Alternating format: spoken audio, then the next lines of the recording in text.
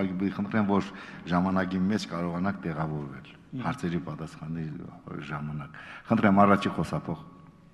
Շնորհակալություն, Դավիթ Պիպոյան, Հայաստանի Հանրապետության Գիտությունների ազգային ակադեմիա։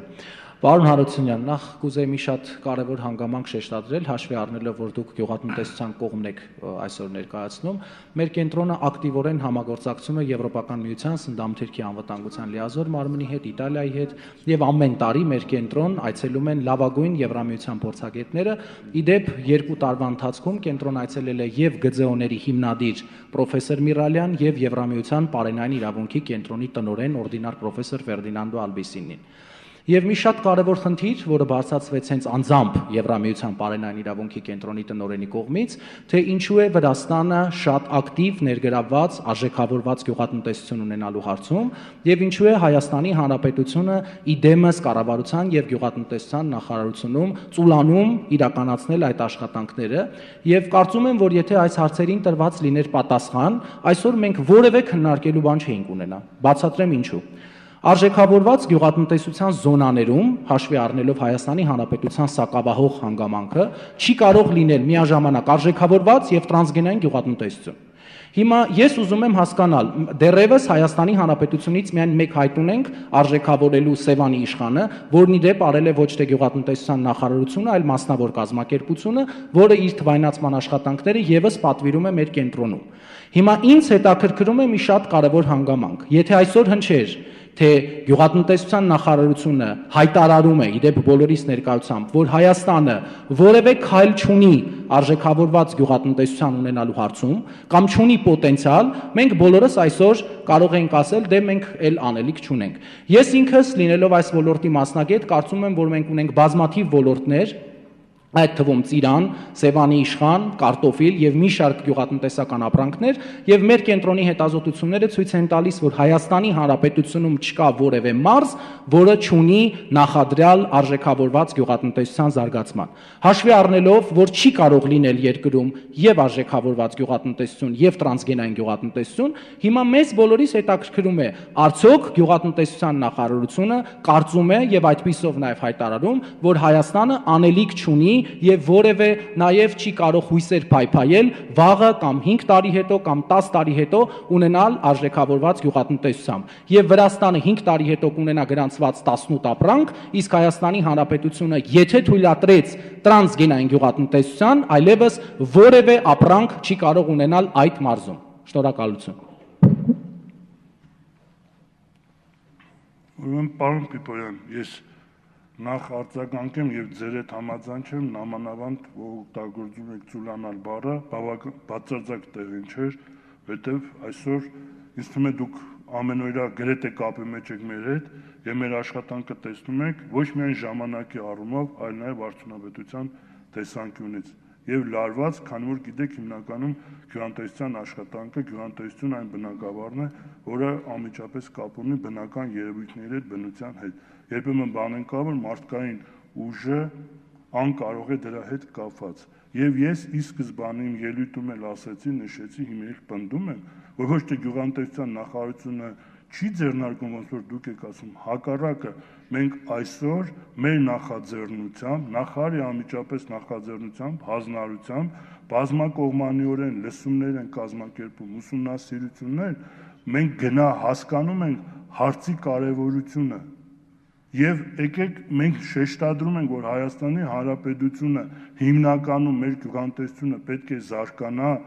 օրգանիկով առաջնահերթ եւ մեր հիմնական ծրագրերը, որ այսօր կազմված է եւ գնում ենք առաջ, խոսքը արդյունավետ գյուղատնտեսության մասին է, նոր տեխնոլոգիաների կիրառումն է, որպեսզի կրկնում եմ արդյունավետության խնդիրը մենք կարողանանք կարգավորել շուկայում ունենալ մրցակցություն եւ աշխարհում շատ երկրներ էլ գիտեն մեր Հայաստանի Հանրապետությունը արտադրված ինչպես բուսական մթերքների, այնպես էլ կենտանական ծաղկման մթերքների համի, հոտի եւ առավելությունների եւ մենք փորձում ենք չվնասելով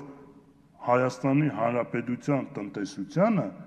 գնալ ճիշտ ուղղությամբ զարգացնել գյուղատնտեսությանը, թե Վրաստանը ինչ է անում, ինչ ուսումնասիրություններ անում, Թողենք այդ իրանց, ես չեմ ուզում այս բարձրագույն ամբիոնից ինչ-որ քաղաքական պատասխան, որի իրավասության շրջանակներում չէ, բայց որպես ոլորտի պատասխանատու, այո, մենք արժևորում ենք ձեր ասած ծիրանը, որ ստեղծվել է Հայաստանի Հանրապետությունում,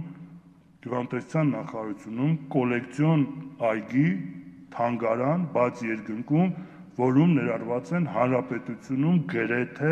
շրջանացված բոլոր ծիրանի սորտերը հետագայում գենային ֆոնդը պահպանելու համար։ Նույնը խաղողի այգիների, կարևորելով դա, բայց մենք այդ խնդիրը բարձրացնում ենք, այո, մենք ունենք խնդիր, մենք ուզում ենք հասկանանք, արդյոք սա մեր հանրապետությանը պետք չի եւ ինչ աստիճանով։ Եվ դրա համար մենք նաև ակնկալում ենք ձեր անմիջական մասնակցությունը այս գործընթացում, ձեր ուսումնասիրությունների արդյունքում, ձեր կապերի արդյունքում, ձեր բերած իմացությունը եւ տեղեկատվությունը փոխանցեք մեզ, որ գյուղատնտեսության նախարարությունը շարունակի իր օրնիբուն ջանասիրաբար աշխատանքը։ Շնորհակալություն, պարոն Հարությունյան։ Խնդրեմ, երրորդ խոսափող Կարեն Չիլինգարյան, Սպառողների խորհրդատվության կենտրոն հասարակական կազմակերպության նախագահ։ Պարոն Հարությունյան, դուք ձեր ելույթում նշեցիք, որ սննդամթերքը պետք է մակնշված լինի հայերեն պարտադիր։ Ինչ խոս դա պարտադիր է մեր երկրում, բայց ցավոք սրտի համատարած տեսնում ենք, թե թերի մակնշում է պատահում կամ նույնիսկ ոչ մակնշված որոշ դեպքերում ապրանքներ լինում, իսկ թերի մակնշվածների մեջ լինում են շատ ժամանակ պիտակներ, այսպես կոչված անընթեռնելի կամ կիսատ անընթեռնելի եւ փաստորեն մեր սպառողը տեղեկացված չի ինչ է ուտում, ինչպեսի ապրանք է ուտում եւ ով է դրա պատասխանատու, որտեվ շատ ժամանակ այսպես է լինում, որ այդ պիտակը փակցնում են հենց այն տեղում, որտեղ լրիվ տեղեկատվություն կա հենց միայն ռուսերեն, որտեվ մեր երկրում շատերը հիմնականում ռուսերեն են կարդում կամ անգլերեն, բայց չգիտես ինչու է ռուսերենի վրա են փակցնում կիսատ մակնշումը, թերի մակնշումը եւ արդյունքում տեղեկատվություն չի կարող ստանալ սպառողը։ Այդ դեպքում ով է դրա համար պատասխանատու եւ արդյոք կիրառվում են պատժամիջոցներ, որտեղ եթե դա չլինի, ինչպեսի օրենքներ ընդունենք, միևնույն է դա չի գործի, եթե պատժամիջոցներ չկիրառվի։ Շնորհակալություն։ Ես փորձեմ կարճ այդ դաշտը կանոնակարգված է, կա համապատասխան օրենք եւ ծառայություն, խոսքը գյուղատնտեսության նախարարության սննդամթերքի անվտանգության պետական ծառայության մասին է։ Օրենքի շրջանակներում, իր լիազորությունների շրջանակներում այդ աշխատանքները կատարվում են եւ ինձ թվում է նամանավանդ վերջի շրջաններում բավականին պատշաճորեն եւ երբեմն իրենք են անմիջապես նախաձեռնողը եւ արձագանքողը։ Եվ կա սպառողների շահերի միություն, հասարակական կազմակերպություն, որոնք նույնիսկ խանութներում տեսնելով անմիջապես արձագանքում են եւ անմիջապես հետևանք ստանում հարցի լուծում։ Բայց ուղղակի ձեր մտահոգությունը կիսելով, որպես քաղաքացի պատասխանեմ ձեր հարցին, եւ որ դուք խանութում գնում եք մեկ ապրանք, որ ձեր ասած պիտակը կպծված է այնտեղ այն լեզվի վրա, որը դուք ուզում եք կարդալ, բայց չկա, այդ թվում պիտակը փոխում եմ, կարդում եմ։ Եթե կա ռուսերենը, կարդում ենք, եթե ռուսերենի վրա, եթե գտնում եք, որ դա դիտավորություն է, որը չեմ կարդում, որովհետև տարբեր տեղեր այդ արագության հետ կապված է, թվում է տեխնիկական փակցնելը, հա, այսինքն եթե ես անգլերենին չեմ տիրապետում, ռուսերենին եմ տիրապետում, ռուսերենի վրա է պիտակը կիսով չափ փակցված, կփոքեմ պիտակը,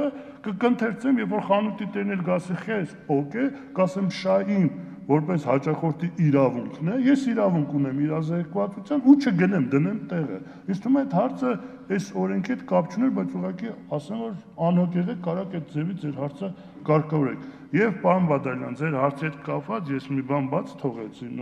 որ ասեցիք ԵՏՄ երկրներ Ղազախստան, Ռուսաստան, Ռուսաստանը 2016 թվականի ամռանն է օրենսդրական փոփոխություններ արել եւ այնտեղ օրենսդրորեն կարգավորված է եւ տրված է կանոնակարգում, ոչ թե անմիջապես արգելված է, այլ կանոնակարգված է մուտքը, գրանցումը եւ մշակումը, վերամշակումը, կանոնակարգված է 16 թվականի ամռանը, ես ասում եմ ձեզ, օրը չեմ հիշում, բայց 2016 թվական ամառ օգոստոս կարծեմ։ Շնորհակալություն, պարոն Հարությունյան, երրորդ խոսափող ազգային ժողովի պատգամավոր Լուիզա Սարգսյան, խնդրեմ։ Շնորհակալություն։ Պարոն Հարությունյան, խոսվեց այն մասին, որ աշխարհի բազմաթիվ երկրներում օգտագործվում է այս տեսակի սննդամթերք, բայց նաև նշեցիք, որ դեռ վերջնական լուծված չէ այն հարցը, արդյոք այն օգտակար է, թե ոչ եւ այլն։ Բայց հիմա մի այսպիսի հարց, չենք անդրադառնում այդ մթերքների գնային քաղաքականությանը, եւ ես կուզեի ձեր տեսակետը լսել, եւ եթե արել եք ինչ-որ հետազոտություններ, ակնհայտ է, որ այն երկրներում, որտեղ օգտագործվում է նման մթերքը, էկո մթերքի հետ շատ լուրջ գնային տարբերություններ ունեն, գնի արժեք, այդպես է թե ոչ։ Դա արդեն սկսում է ենթադրել, որ բնականաբար էկո մթերքը մարդու օրգանիզմի համար ավելի կարևոր է, առողջարար է եւ այլն։ Հիմա դուք այստեղ մի միտք արտահայտեցիք, որ ստեղծվել է նման սննդամթերքները, մարդկանց սովի խնդիր է եղել, հա, փրկվելու, բայց նաև առաջացման կարևորագույն պատճառներից մեկը մոլորակի բնակչության աննախադեպ աճն է։ Հիմա ինչ վերաբերվում է Հայաստանի Հանրապետությանը, աննախադեպ աճ մենք այստեղ չունենք, բայց սնվելու խնդիր մեր ժողովուրդը ունի, դա ակնհայտ է, եւ ես վստահ եմ, որ մի քիչ լավ հետազոտեն եւ մեզ թվեր ներկայացնեն, այսօր մեր երկրում կենսապահովման եւ սպառողական նվազագույն զամբյուղների գինը արդեն իրար չի համապատասխանում։ Հիմա չեք կարծում արդյոք, որ այս տեսակի սննդամթերքների տարածումը դառնալու է էլի խոցելի խավի համար, նորից մի նոր պատմություն, վստահ եմ ավելի, որ սա բժշկական տեսակետից չի կարող լինել օգտակար եւ միգուցե սա պետք է արվի նրա համար, որ խոցելի խավը սնվի, բայց նաև այստեղ կորցնի առողջություն։ Ես ձեր կարծիքով։ Շնորհակալություն։ Ուրեմն մեկ ճշգրտում մենք իրար հետ անենք, տեսեք ինչու՞ն է բանը։ Իմ նշված երկրները, ես որ նշեցի, շուրջ 29 երկրներ, ոչ թե օգտագործում են, կոնկրետ այդ 29 երկրներում այդ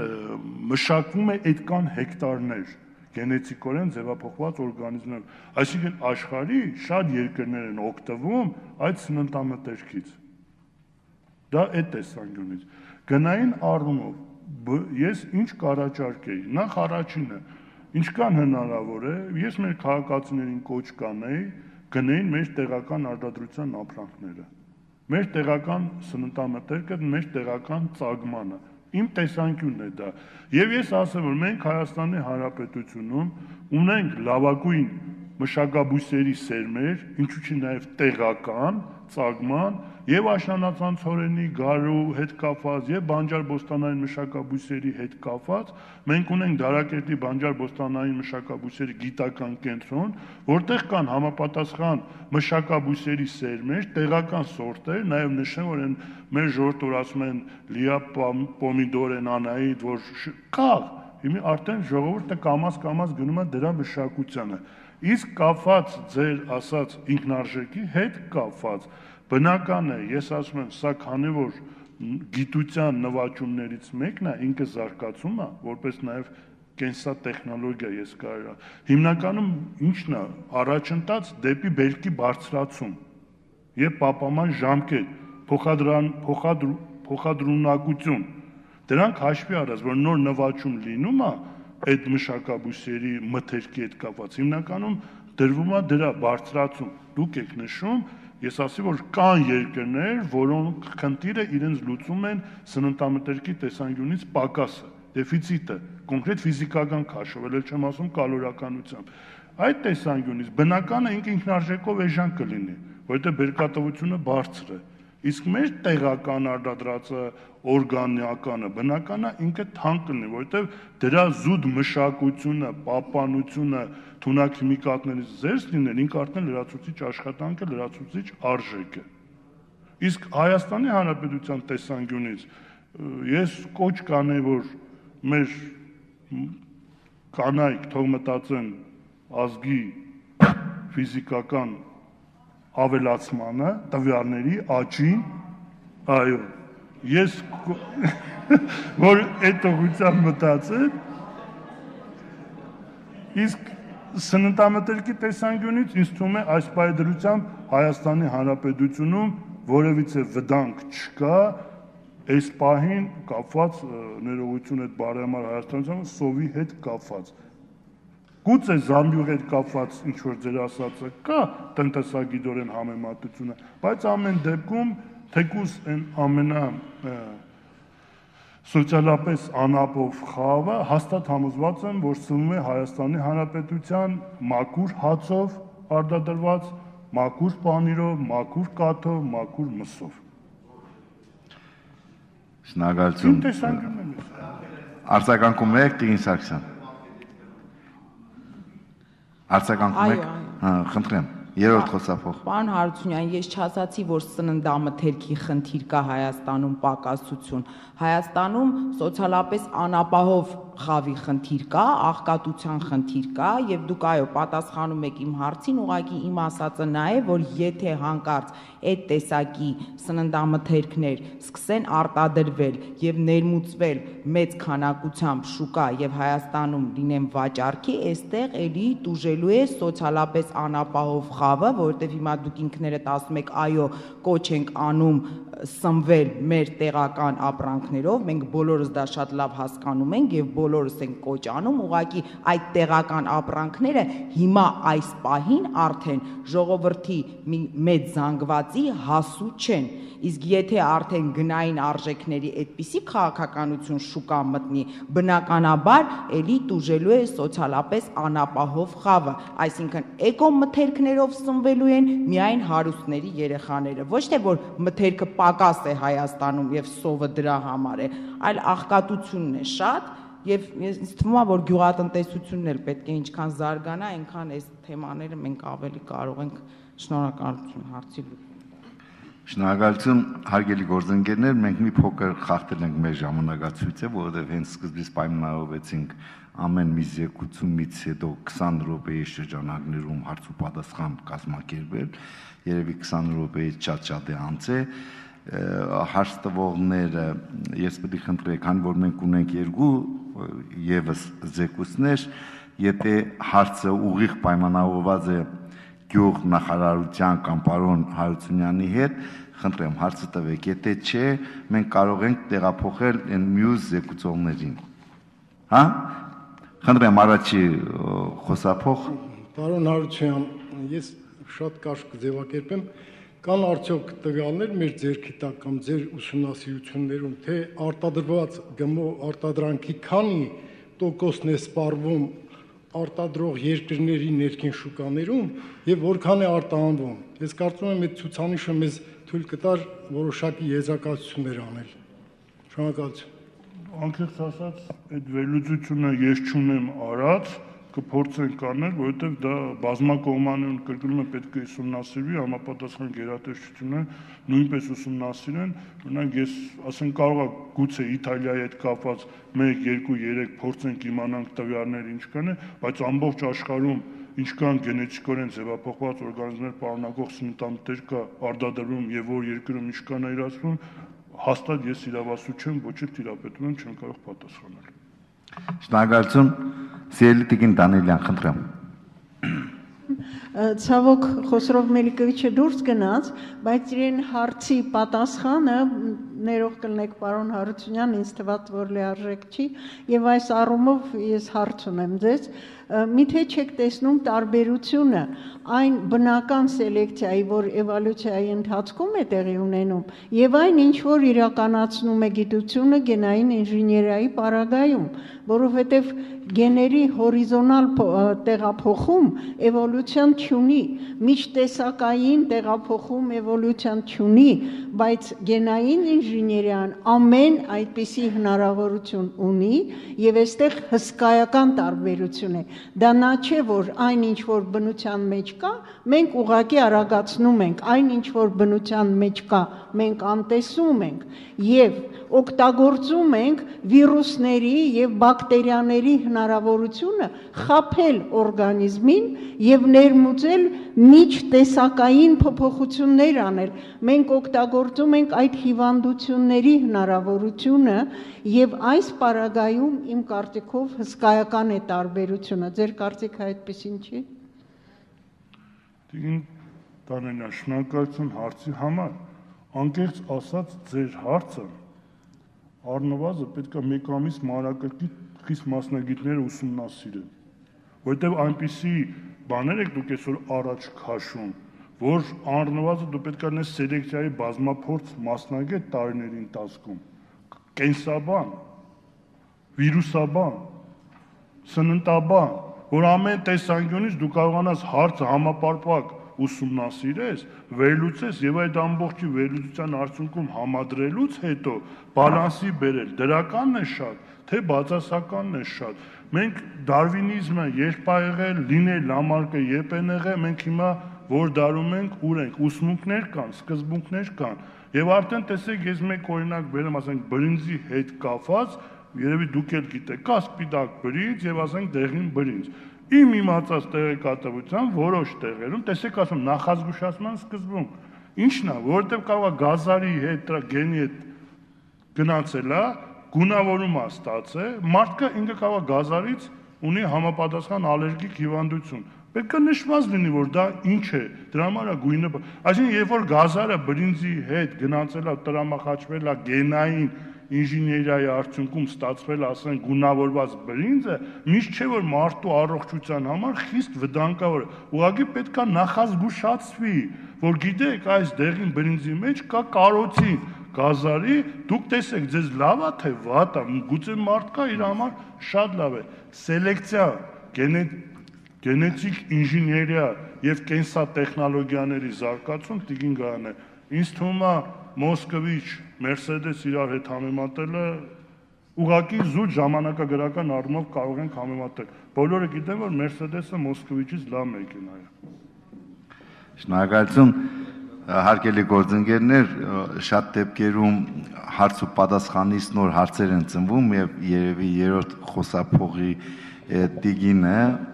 այդ պատճառով է հարցը ձևակերպելու, պարոն Հարությունյան, խնդրեմ։ Նունե Սարուխանյան, օրգանական գյուղատնտեսության խորհրդատու։ Ճիշտն ասած, իմ մոտ մի հարց ծագեց կոնկրետ Տիկին Դանելյանի եւ պարոն Հարությունյանի այս քննարկումների հետ կապված։ Այսօր արդյոք գիտելիքների մեր մակարդակը բավարար է, որպեսզի գենետիկորեն մոդիֆիկացված օրգանիզմների վերաբերյալ որոշումներ կայացնեն։ Ես ինչ եմ ուզում այստեղ հատկացնեմ, ճիշտն ասած, ես այնքան լավ չպատկերացրի։ Պարոն Հարությունյանը կամ ընդհանրապես գյուղնախարարությունը օրգանական գյուղատնտեսության կողմնակից է, թե գենետիկորեն մոդիֆիկացված օրգանիզմների հատկապես ինձ անհանգստացնում է սերմերի հետ կապված, որովհետև մենք ունենք հրաշալի գիտական կենտրոններ, որոնք կարող են ավելացնել նրանց պոտենցիալը եւ սկսեն արտադրել մթերքներ։ Կոնկրետ դեգրադացիայի եւ կենսաբազմազանության կրճատման այս ծանր իրավիճակում արդյոք մենք պետք է նման որոշում հրատապ կայացնենք։ Ինչպես գիտեք, հողերի ազդում է կոնկրետ այդ սերմերը եւ հողերի որակի եւ միկրոօրգանիզմների վրա, եւ էլ չեմ ասում կենսաբազմազանության կրճատումը, որը եթե վերցնենք 85 թվից մինչեւ 2014 թվականը բնական ճանապարհով հենց նվազել է մոտ 70-80 տեսակով։ Շնորհակալություն։ Տիկին Սարուխանյան, տեսեք, դուք միանգամից գնահատական եք տալիս, ազդում է հողերի բերության կամ մնացածի վրա։ Խնդրում եմ, հարցերը, որոնք բազմակողմանիորեն ուսումնասիրված չեն, գիտականորեն ապացուցված չեն, չկա համապատասխան եզրակացություն, խնդրում եմ գնահատականներ մի տվեք։ Եթե կոնկրետ գնահատականներ լիներ, այս քննարկում, այս ծավալի ու մտավախություն չենք ունենա։ Այսինքն աշխարհի շատ առաջադեմ երկրներ, որոնք Հայաստանից առավել զարգացած երկրներ են, իրանց մոտ էլ հարցը բաց է, ուսումնասիրման անհրաժեշտության կարիք ունի եւ առողջապահության, եւ հողագիտության, եւ ջրագիտության, կենսաբազմազանության բոլոր տեսանկյունից բաց է հարցը ուսումնասիրման կարիք ունի։ Իսկ գիտնականների առումով մեր Հայաստանի Հանրապետության պոտենցիալը կբավարարի, չի բավարարի, մենք Հայաստանում ունենք շատ լավ եւ նոր մասնագետներ, եւ բավականին փորձ ունեցող գիտնականներ, իրենց գիտական աշխանով, բազմափորձությամբ, նաեւ այլ երկրների ազգային ակադեմիաների պատվավոր անդամներ են, ինձ թվում է իրանք էլ մանրակրկիտ կուսումնասիրեն, իրենց ունեցածը կներդնեն, կօգնեն այս խնդիրը փակելու հետ կապված։ Իսկ ինչ վերաբերում է կոնկրետ գյուղատնտեսության նախարարությունը օրգանիկ թե գենետիկորեն ձևափոխված օրգանիզմ, բնական է գնալու ենք օրգանիկ մաքուր սննդի զարգացմանը, իսկ գենետիկորենի հետ կապված, երբ որ կուսումնասիրվի, կունենանք արդյունք, գնահատական կրկնում եմ լավն ու վատը, դրականը, բացասականը կհամադրենք, այդ ժամանակ արդեն կլինի համապատասխան փաստաթուղթ, համապատասխան մոտեցում։ Շնորհակալություն պարոն Հարությունյան, ես որպես նախագահողի երկու շատ կարճ հարց ունեմ։ Առաջինը, պարոն Հարությունյան, մենք պարտադրված ենք այդ ոլորտով զբաղվելու թե ոչ, եւ երկրորդը, ինչքան ես գիտեմ, հանրապետությունում հիմնադրվել է լաբորատորիա, որը պետք է ուսումնասիրվեր ներկրվող գենետիկորեն ձևափոխված ապրանքները լաբորատոր ստուգումների պետք է անցնեն։ Արդյոք այդ լաբորատորիան գործում է, թե մեր սպառողը մնացել է միայն պիտակների հույսին, որ պիտակներով կարող է ուրեմն ճշտել սննդի որակը եւ բաղադրությունը։ Շնորհակալություն։ Պարոն Գրիգորյան, պարտադրված ենք թե ոչ, քանի որ կա հնչեղություն հարցի, բարձրացվել է հանրության կողմից, ժամանակ առ ժամանակ կրկնվում է եւ նաեւ ասում ենք, որ կա օրենսդրական բացի խնդիր, նշանակում է կա անհրաժեշտություն եւ ուսումնասիրման, եւ քննարկման, եւ որոշումներ ընդունելու առումով։ Խոսքը միջազգային կազմակերպությունների դեմ ունենք որևէ պարտավորություն։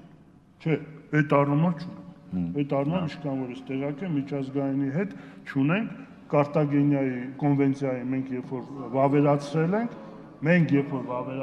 ենք, այդ ժամանակ արդեն մենք ընդունել ենք նախազգուշավորության սկզբունքը, դա մեր երկրի իրավունքն է, կուզի կներկրի, կուզի չի ներկրի, բայց պետք է նախազգուշացվի, դա այդ առումով։ Իսկ երկրորդ հարցի հետ կապված լաբորատորիայի հետ կապված, պարոն Գրիգորյան, մեր ունեցած տեղեկություններով, այո, հանրապետությունում կա ոչ թե մեկ, նաև երկու լաբորատորիա, որոնք հագեցված են,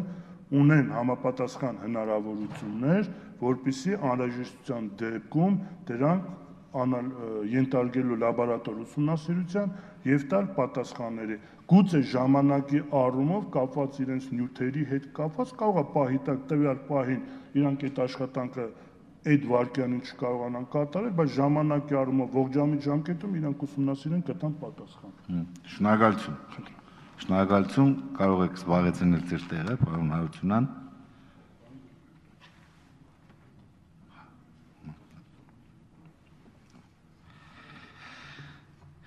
Մենք անցնենք մեր երկրորդ զեկուցմանը, զեկուցումով հանդես կգա Հայաստանի Հանրապետության բնապահպանության նախարար տեղակալ Խաչիկ Հակոբյանը, գենետիկորեն ձևափոխված օրգանիզմների օրենսդրական կարգավորման եւ կենսանվտանգության խնդիրներով թեմայով։ Խնդրեմ։ Շնորհակալություն, մեծարգո նախագահություն, հարգելի պատգամավորներ եւ հարգելի գործընկերներ։ Ես փորձեմ ներկայացնել նախապատմությունը, կփորձեմ լինել շատ կարճ, որովհետև նախկին զեկուցողը բավականին մանրամասն անդրադարձավ իրավիճակին եւ կփորձեմ պատասխանել ձեր կողմից ներկայացվող հարցերին։ Նշեմ, որ 1993 թվականին Հայաստանի Հանրապետությունը վավերացրել է ՄԱԿ-ի կենսաբանական բազմազանության կոնվենցիան եւ 2004 թվականին Հայաստանի Հանրապետության կողմից վավերացվել է ՄԱԿ-ի կենսաբազմազանության մասին կոնվենցիայից բխող կենսանվտանգության մասին Կարտագենյան արձանագրությունը, որոնց հիման վրա ձեռք է բերվել մի շարք ուրեմն պարտավորություններ, գենետիկորեն մոդիֆիկացված օրգանիզմների մասով ներօրենսդրական ուրեմն իրավական կարգավորումներ ապահովելու համար։ Հետագայում ընդունվել է շրջակա միջավայրի առնչության, տեղեկատվության, որոշումների ընդունելուն հասարակության մասնակցության եւ արդարադատության մատչելիության մասին Օրուսի կոնվենցիայի գենետիկորեն ձևափոխված օրգանիզմների հետ կապված լրացումը, որը նույնպես որոշակի կարգավորումներ է պահանջում գենետիկորեն մոդիֆիկացված օրգանիզմների մեր երկրում ուրեմն օգտագործման կարգավորման մասով։ Նշեմ, որ 2011 թվականին Հայաստանի Հանրապետության բնապահպանության նախարարության մասնագետները եւ ոլորտի փորձագիտական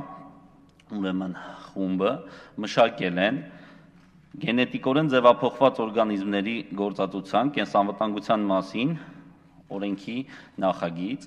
որը այո, հավանության է արժանացվել Հայաստանի Հանրապետության կառավարության կողմից, ներկայացվել է ազգային ժողով, ազգային ժողովում անցել է լայն քննարկումների փուլ եւ առաջին ընթերցմամբ ընդունվել է ազգային ժողովի կողմից։ Ազգային ժողովի գերծանրաբեռնված օրակարգով պայմանավորված օրենքը 3-3.5 տարի առաջինից երկրորդ ընթերցմամբ չի ընդունվել, չի ներկայացվել եւ հետաձգվել է,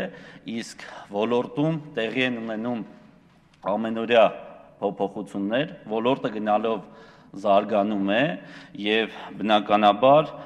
մեր երկիրը նույնպես այդ ժամանակահատվածում ունեցել է նոր միջազգային համաձայնագրեր, նոր պարտավորություններ եւ այս հանգամանքներով պայմանավորված, երբ որ 2017 թվականին նախարարությունը ներկայացնում էր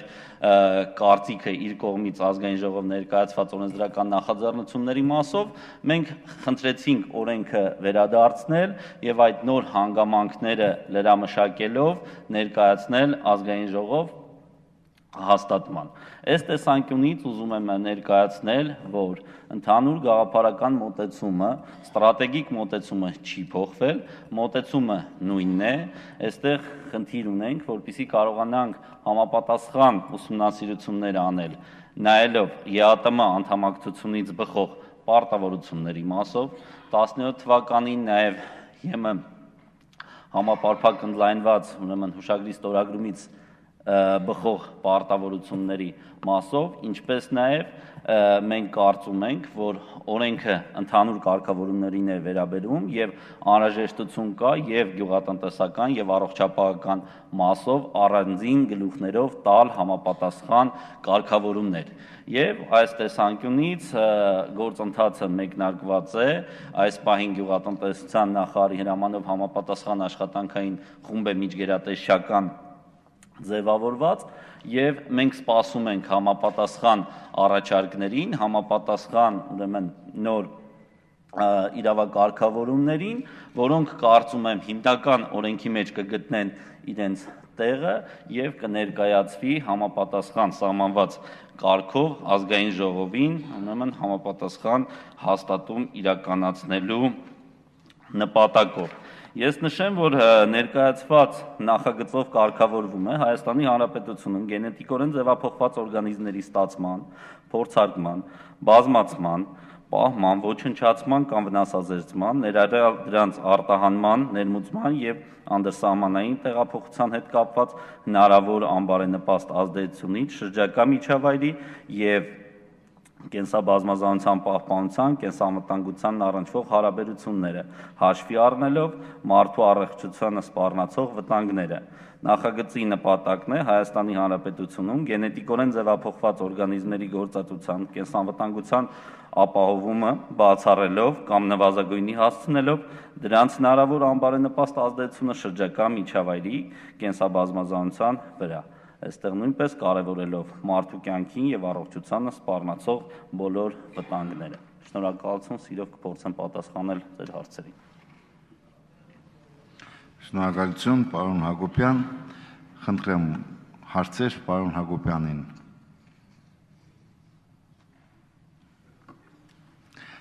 Խնդրեմ երրորդ խոսափող։ Ձեր Վահագն Հակոբյան, Դեմետրայեկո հասարակական կազմակերպություն։ Իմ հարցը միաժամանակ բնապահպանական գյուղատնտեսական բնույթ ունի, այդ պատճառով երկու նախարարություններին եմ ուղղում։ Ես մասնակցում կենսատեխնոլոգ եմ եւ իմ կարծիքով ԳՄՕ պրոդուկտները մարդու օրգանիզմի համար բույսական տեսանկյունից, եթե բուսական մթերքներ են, վտանգ չեն ներկայացնում, սակայն այլ հարց է բնապահպանական տեսանկյունից։ ԳՄՕ բույսերը եւ մեծ ծավալներով աճեցնելու դեպքում նրանք կարող են խաչասերվել, ասենք տեղական վայրի բույսերի հետ, խաչասերվել տեղական սորտերի հետ, փոխանցելով իրենց հատկանիշները, նաեւ բերել սպոնտան մուտացիաների եւ այլն, ասենք ասենք տեղական գենետիկական բազայի փոփոխության հասցնել։ Իմ հարցը այսպեսին է. Հայաստանում օֆիցիալ տվյալներով ինչ ծավալի ԳՄՕ բույսեր են աճեցվում, մշակվում եւ ոչ օֆիցիալ ձեր կարծիքով ինչ ծավալներ են հասնում ԳՄՕ պրոդուկտների աճեցումը, սելեկցիա, աճեցումը, միևնույն ժամանակ, եթե այդ ծավալները մեծ են, ապա կարիքը կա արդյոք շրջակա միջավայրի բույսերի հետազոտության այդ տեսանկյունից արդյոք փոխանցվել են ԳՄՕ գեները եւ գնահատել դրանով իսկ վտանգը էկոլոգիական տեսանկյունից։ Շնորհակալություն։ Շնորհակալություն։ Ես նշեմ, որ մենք տիրապետում ենք ուրեմն համաշխարհային ուսումնասիրության արդյունքներին, թե աշխարհի որ երկրում ինչ ծավալով խոսքը վերաբերվում է միլիոն եւ միլիոնից ավել հեկտարներով մշակվող տարածքների մասին, աշխարհում շուրջ 200 միլիոն հեկտարի վրա աճեցվում են գենետիկորեն ձևափոխված ուրեմն օրգանիզմներ։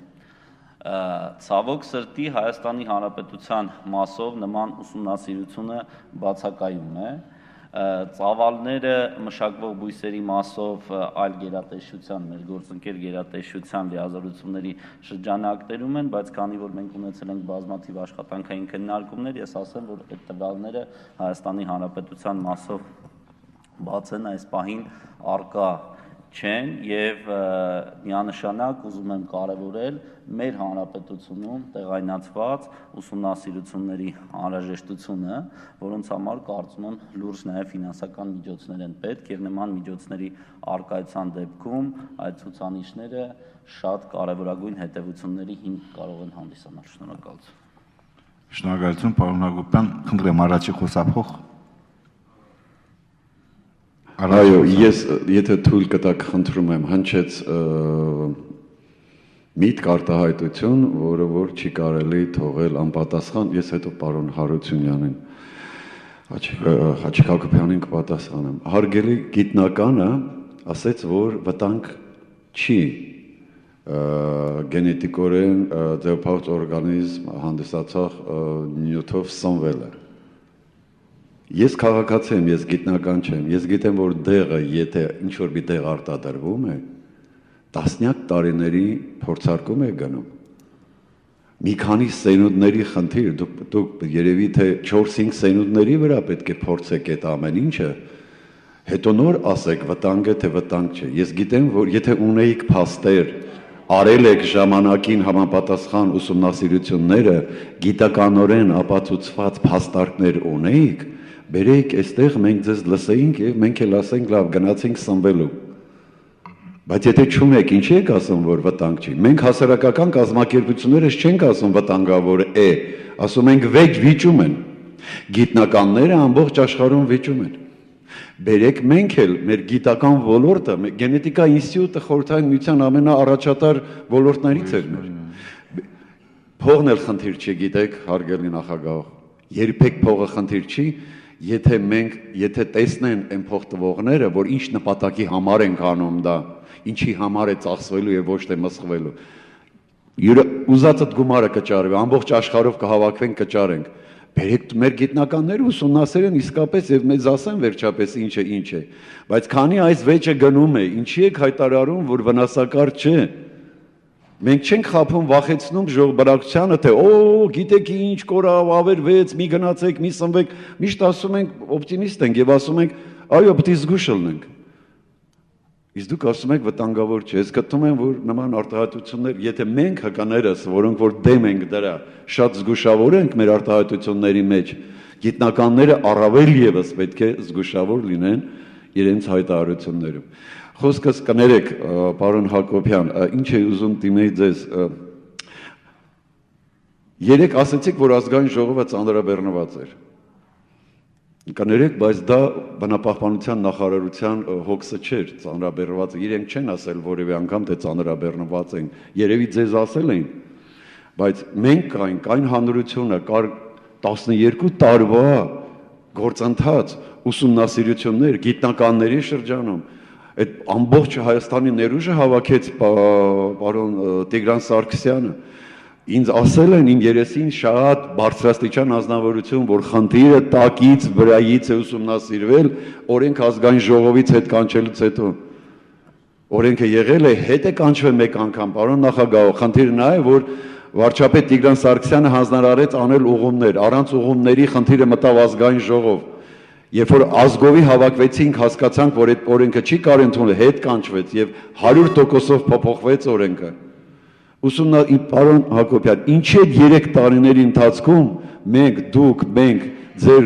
դուք եք օրենքը ներկայացրել, ինչու չկարողացանք համոզել, այ որ նստած է պարոն Խոսրով Հարությունյանը ասում է, հիմա եկեք մեզ կրթեք, սովորեցրեք, ասեք, տեղեկացրեք, ինչու չարեցինք այն ժամանակ եւ մեր ռեսուրսները հիմա ծախսում ենք այսօր նման բանի համար։ Շնորհակալություն։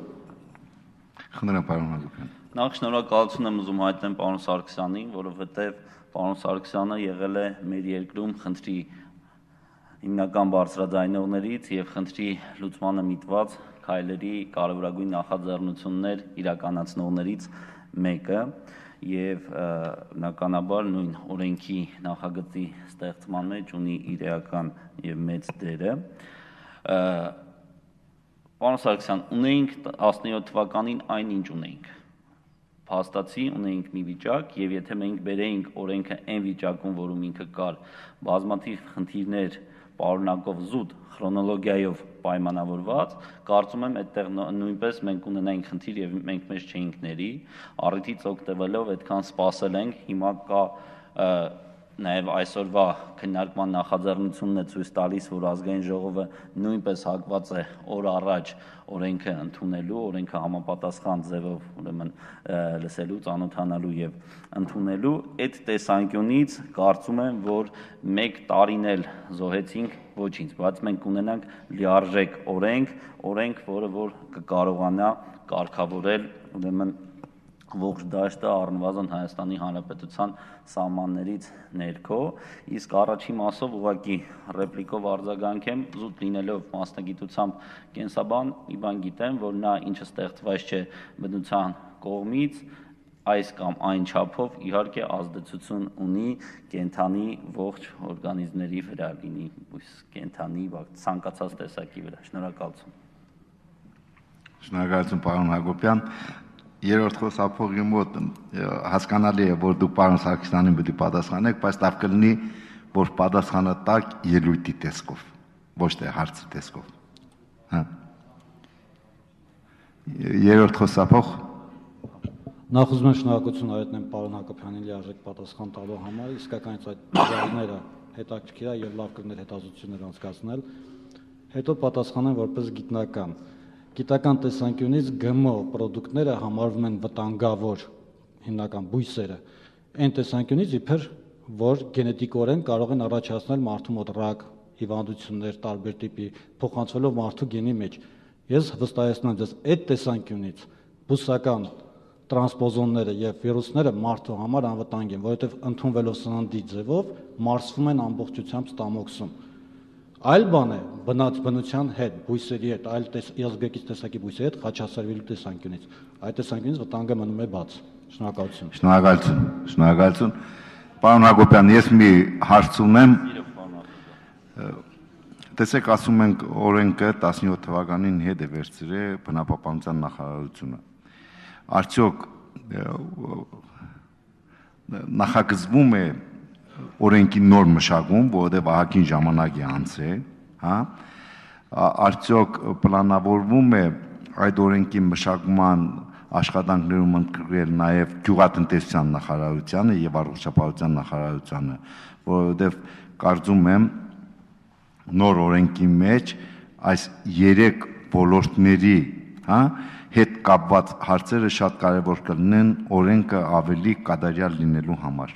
Պլանավորվում է ազգային ժողով բերել նոր օրենքի նախագիծ։ Շնորհակալություն արգելի նախագահող, զուգահեռաբար այս պահին զեկուցվեց իմ գործընկերոջ կողմից, որ աշխատանքներ են տարվում գյուղատնտեսական եւ առողջապահական բլոկերը մշակելու համար, եւ ես կարծում եմ, որ կառավարությունը կգա այն եզրակացությանը, որ օրենսդրությունը առհասարակ ծանրաբեռնելու կարիք չկա եւ այս կարգավորումը, որը որ մշակվել է նախագծի տեսքով մեր կողմից, կհամալրվի հավելյալ գլուխներով, հավելյալ բլոկերը ավելի մանրամասն կարգավորումներ կունենան եւ եղած օրենքը մենք հնարավորություն կունենանք լրամշակված, հարստացված եւ ավելի ամբողջական ներկայացնելու եւ դրանով իսկ պայմանավորված կարծում եմ մենք նաեւ կշահենք ժամանակի առումով եւ կկարողանանք շատ կարճ ժամանակ հետո ունենալ լիարժեք ամբողջականացված օրենք։ Շնորհակալություն։ Շնորհակալություն, պարոն Հակոբյան, առաջի խոսափող խնդրեմ։ Շնորհակալություն Գյորգի Արզումանյան ՄԱԿ-ի զարգացման ծրագրի հայաստանյան գրասենյակ։ Պարոն Հակոբյան, շնորհակալություն ելույթի համար։ Մի կարճ հարց։ Մենք խոսում ենք օրենքի մասին որպես նորմատիվ ակտ, որպես գործիք, փորձելով կանոնակարգել մի ոլորտ, որից գրեթե գաղափար չունենք, այսինքն պետք է ուսումնասիրենք եւ այլն։ Ստացվում է հետևյալ պատկերի, ինչը շատ բնորոշ է որոշ դեպքերում, երբ որ մենք անում ենք օրենք չունենալով կոնցեպցիա կամ չունենալով ամբողջական տեսլական հարցի շուրջ, որն է այդ օրենքի նպաստը, իմաստը, ներողություն, եւ 2004-5 թվականին, եթե չեմ սխալվում, սկսեց մշակվել կենսանվտանգության ազգային շրջանակը։ Արդյոք իմաստ չունի կամ ավելի նպատակահարմար չէ վերանայել կենսանվտանգության ազգային շրջանակը, ձևավորել տվյալ համակարգում քաղաքականությունը եւ նոր գնալ գործիքակազմի մշակմանը։ Եվ գուցե դրանից հետո պարզ լինի, որ մեզ ընդհանրապես պետքը չի Հայաստանի դիրքորոշումը այն է, որ արգելել այս փուլում ԳՄՕ-ն, միջև կարվի այդ բազմաթիվ ուսումնասիրություններ, ինչը բոլորս էլ հասկանում ենք ներկա պարին, դա ռեալ չի։ Ամեն դեպքում ինչպես է նախարարությունը տեսնում, ինչ ենք ուզում կարգավորենք, եթե չենք լավ պատկերացնում, արդյոք դա մեզ պետք է թե ոչ։ Շնորհակալություն։ Շնորհակալություն, պարոն Արզումանյան, նա ինչ մինչև վերջ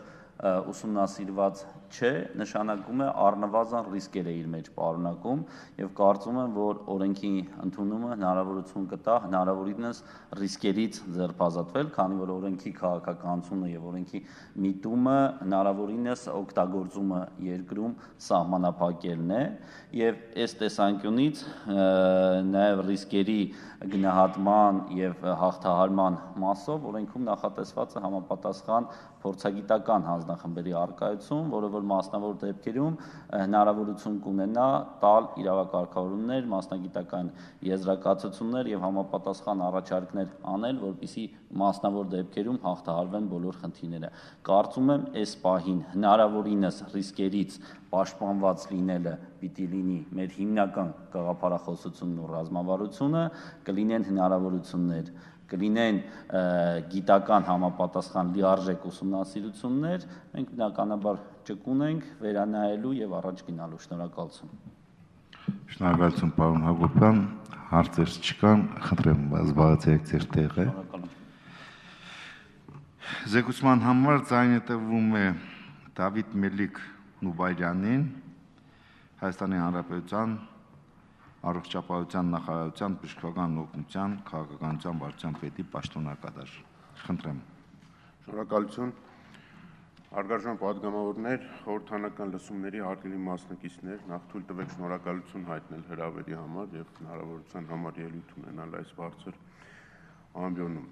Այսօրվա լսումների թեման արդի է եւ իրոք կարեւոր, իսկ հանրային հետաքրքրությունը ինչպես Հայաստանում, այնպես էլ ամբողջ աշխարհում գենետիկապես ձևափոխված օրգանիզմների եւ դրանց հնարավոր ազդեցությանը մարդու առողջության վրա բնական է ու արդարացված։ Դրա մասին է վկայում նաեւ, օրինակ 100-ից ավելի Նոբելյան մրցանակակիրների հայտնի նամակը, հայտնի կազմակերպությանը գենետիկապես մոդիֆիկացված օրգանիզմների օգտագործման եւ դրանց պոտենցիալ ազդեցության առողջության վրա։ Ներկայացնելով առողջապահության ոլորտը, ուզում եմ անդրադառնալ գենետիկապես ձևափոխված օրգանիզմների հնարավոր ազդեցությանը մարդու առողջության վրա եւ դրա կառավարման ուղղված միջազգային մոտեցումների։ Առողջապահության համաշխարհային կազմակերպության տեսանկյունից գենետիկապես ձևափոխված սննդամթերքի օգտագործումը ընդհանուր առմամբ կարող է առաջացնել հետևյալ հնարավոր ռիսկերը. Ա. Մարդու առողջության վրա անմիջական ազդեցություն, հնարավոր թունավորումներ, ալերգիկ ռեակցիաներ, որոնք կարող են առաջանալ փոփոխված գեների իրարումից, սպეციფიկ բաղադրիչների առկայություն, որոնք կարող են օժտված լինել թունավոր հատկություններով, ներդրված գեների կայունություն, գենետիկ ձևափոխման հետ կապված սննդային խնդիրներ եւ ցանկացած անսպասելի ազդեցություն, որոնք կարող են առաջանալ գենի ներդրման հետևանքով։ Վերոնշյալի լույսի ներքո ուզում եմ ընդգծել, որ առողջապահության նախարարությունը մեծ ուշադրություն է դարձնում մարդու առողջության վրա գենետիկորեն ձևափոխված օրգանիզմների հնարավոր ազդեցության հետ կապված խնդիրներին, հետևելով միջազգային զարգացումներին, առողջապահության համաշխարհային կազմակերպության կողմից առաջարկված մոտեցումներին։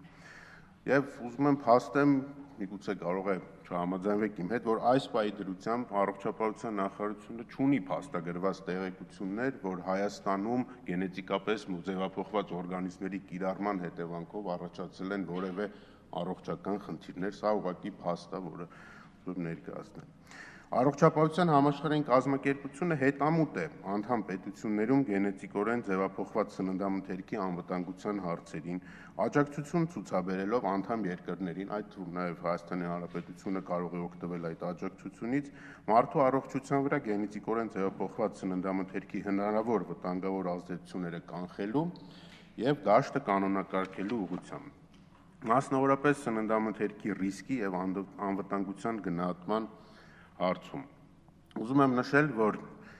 անդամ երկրների սննդի վերահսկողության ազգային մարմինների մեծամասնությունը համարում է, որ անհրաժեշտ են հատուկ ստուգումներ իրականացնել գենետիկապես ձևափոխված սննդի նկատմամբ, ստեղծել համակարգեր նման սննդամթերքի ազդեցությունը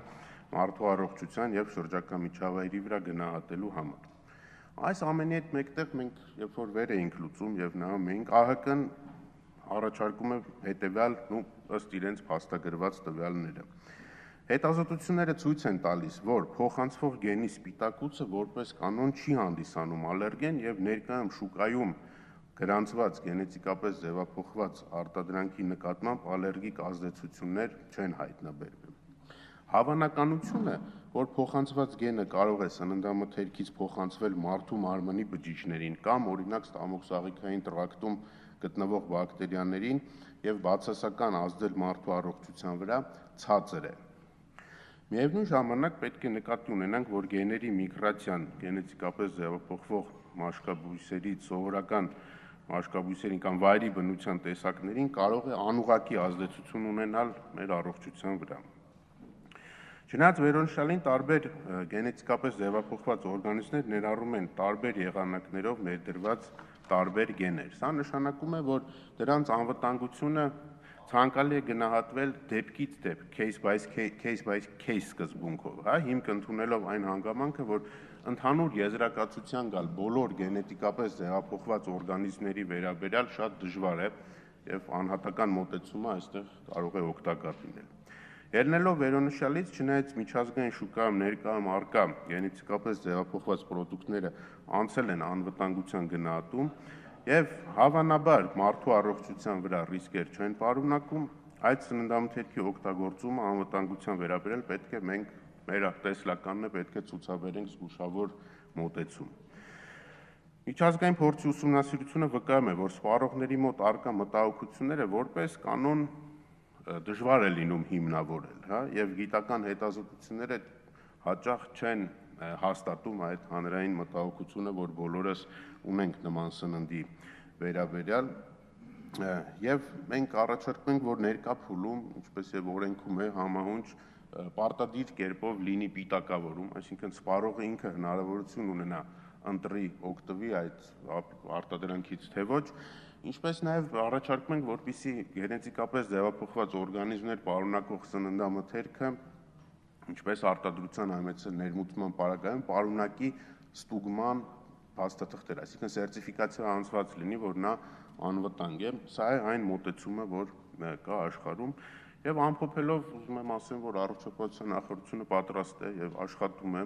շահագրգիռ գերատեսչությունների հետ, որպեսզի մենք ունենանք բոլորիս համար ընդունելի եւ ամենակարևորը մի օրենք, որը կպաշտպանի մեզ, մեր երեխաներին եւ սպառողներին։ Շնորհակալություն հնարավորության համար։ Շնորհակալություն, խնդրեմ հարցեր պարոն զեկուցողին։ Երրորդ խոսափող Տիգին Դանիելյան։ Ներեցեք, չեմ դիմանում իրոք, որտեվ շատ իմ կարծիքով առողջապահության նախարարությունը պետք է նախաձեռնողը լիներ այս խնդիրների, բայց ցավոք Գիտեք, ես ականատես եմ եղել մի այսպիսի երևույթի Յոհաննեսբուրգի գագաթաժողովին ՄԱԿ-ի,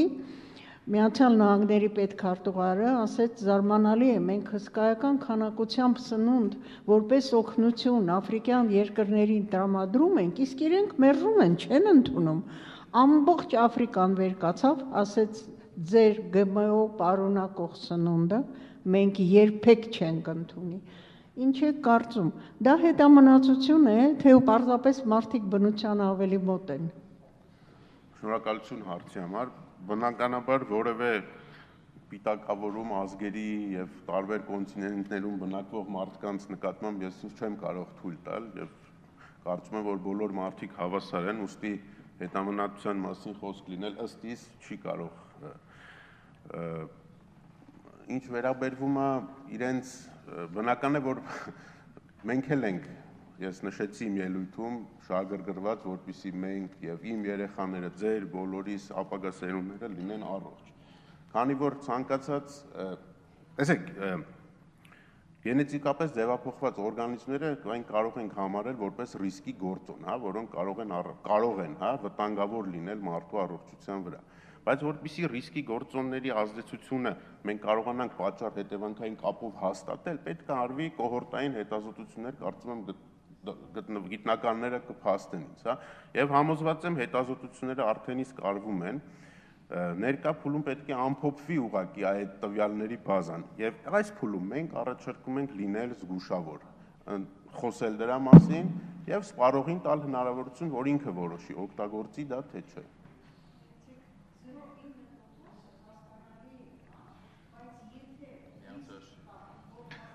Երրորդ խոսափող Գենետիկական մակարդակով է, այդ դեպքում այդ 0.9%-ը մեզ չի փրկում։ Ենթադրենք դուք չեք օգտագործում, իմ ընտանիքը օգտագործում է,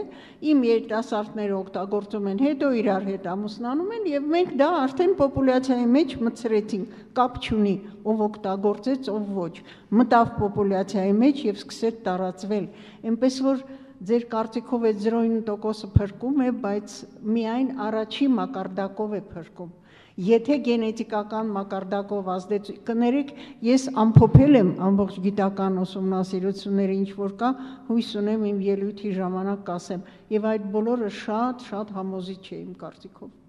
Շնորհակալություն Տիգին Դանիելյան, խնդրեմ։ Առաջի խոսափող Նախ առողջապահական խնդիրների հետ կապված կուզեի մի շատ կարևոր հայտարարություն անել, որ առանց սննդագիտական ուսումնասիրություններ անելու երբևիցե հնարավոր չի բարձել հեռահար ռիսկերը մարդու առողջության հետ կապված եւ ահավասիկ Հայաստանի Հանրապետության գործող սննդակարգի հետ կապված կուզեի ասել, որ մեր կենտրոնը հետազոտություններ է իրականացնում եւ առնվազն մենք շատ լավ տիրապետում ենք թե Երևան քաղաքում եւ հանրապետությունում որքան է կազմում ալրային հենքով մթերքների, ինչպես նաեւ կարտոֆիլի սպառումը։ Միանշանակ 400 գրամ եւ ավել, 300 գրամ ալրային հենքով մթերքներ եւ իհարկե 100 գրամ կարտոֆիլ։ Ինձ որպես դες ոլորտային պատասխանատու հարց է հետաքրքրում, բոլորը շատ լավ գիտեն, որ գենետիկ մոդիֆիկացված սերմերից ստացված ալյուրը, ինչպես նաեւ կարտոֆիլը պարունակում է ֆիտոէստրոգեններ, որովհետեւ ավտոմատ պիտի դուս հանեն հականուտրիենտը։ Մոտավորապես որպես առողջապահական ոլորտի մասնագետ ինձ ձեր անձնական կարծիքն է հետաքրքրում։ Այսքան գրամ սպառման դեպքում մոտավորապես պատկերացնում ենք, թե ազգի քանի տոկոսն է դառնալու իմպոտենտ, որովհետև էստրոգենները բոլորս շատ լավ գիտենք, ինչպես են ազդում վերարտադրողական օրգանների վրա։ Եվ երկրորդ, ալերգենության հետ կապված, հենց հիմա ինձ մոտ ուրեմն առևտրի համաշխարհային կազմակերպության փաստաթղթերն են ալերգենության հետ կապված, ուզում եմ հստակ դահլիճում բոլորին ասել, որ այդ տեսակետը ապացուցված է, որ նրանք բացի այն, որ ալերգեն են, մինչև հակառակը չի ապացուցվել, ապրանքի վրա պարտավոր է մակնշվել որպես պոտենցիալ ալերգեն։ Շնորհակալություն։ Շնորհակալություն, ես սկսեմ վերջի հարցից, ալերգենների վերաբերյալ տեղեկությունը, որ ես ներկայացրեցի մեր հարգելի գործընկերներին, վերցված է առողջապահության համաշխարհային կազմակերպության պաշտոնական կայքից եւ կարծում եմ հասանելի է, միգուցե եւ դուք ճիշտ եք, ես չեմ կարող մասնագիտական վեճի մեջ մտնել, ինչ վերաբերվում է առաջի հարցին, ճիշտ ասած, ես մի քիչ դժվարանում եմ պատասխանել այն տեսանկյունից, որ նման ձևակերպումով հարց առաջ անգամ լսեցի, բայց կարող եմ հավաստիացնել, որ Հայաստանի Հանրապետության պոպուլյացիայում թե տղամարդկանց մոտ, թե կանանց մոտ անպտղության մակարդակի շեղումները էապես չեն տարբերվում այլ պոպուլյացիաներից։ Ամեն դեպքում չասեմ աշխարհի մակարդակով, բայց մեր հարևան երկրներից, եթե ձեր հարցին ճիշտ պատասխանեցի, չգիտեմ։ Արտականգում եք։ Անել Առաջին խոսափող ներկա պահին մեր հետազոտությունները ցույց են տվել, որ դեռ մեր հանրապետությունում կարտոֆիլը եւ հացահատիկը գենետիկապես մոդիֆիկացված չէ։ Հետևաբար ես խոսում եմ, որ առողջապահության նախարարությունը կարծում եմ, որ առաջինը պետք է ասեր եւ հայտներ այս դիրքորոշումը, որ առողջական ռիսկը առանց սննդակարգի համընդհանուր ուսումնասիրության եւ առանց հաշվի առնելու մեր ազգի աղքատ բնակչության մոտ 30-35%-ը, որը որ լայն սպառում ունի մեկ մթերքի, իդեպ այս տեսակետի հետ կապված առողջապահության նախարարության հետ հակադրում առաջացավ նաև ֆոլաթթվի ժամանակ։ Այո, կան ազգեր, որ հացը հարստացնում են, այն ազգերը, որ 30 գրամ են սպառում։ Ոչ թե Հայաստանի Հանրապետությունը, որտեղ ազգաբնակչության ստվար զանգված մոտ 30% աղքատ է եւ 2200 կալորիայի 75%-ը ստանում է ածխաջրատներից։ Շնորհակալություն, ես ուղղակի մի քիչ սպეციფიկ էր հարցը դրումը, ես ձեզ կխնդրեմ, ես ինքս մոտենամ ձեզ ավելի մանրամասն ծանոթանամ տվյալ կարողանամ ինչ-որ պատասխանալ։ Շնորհակալություն։ Շնորհակալություն։ Դուք կարող եք զբաղեցնել ձեր տեղը։ Շնորհակալություն։ Հարգելի գործընկերներ, հիմա անցնենք ելույթներին։ Ելույթի համար ձայնը տրվում է Տիգին Կարինե Դանիելյանին, հանուն կայունության զարգացման հասարակական կազմակերպության նախագահ։ Խնդրեմ Տիգին Դանիելյան։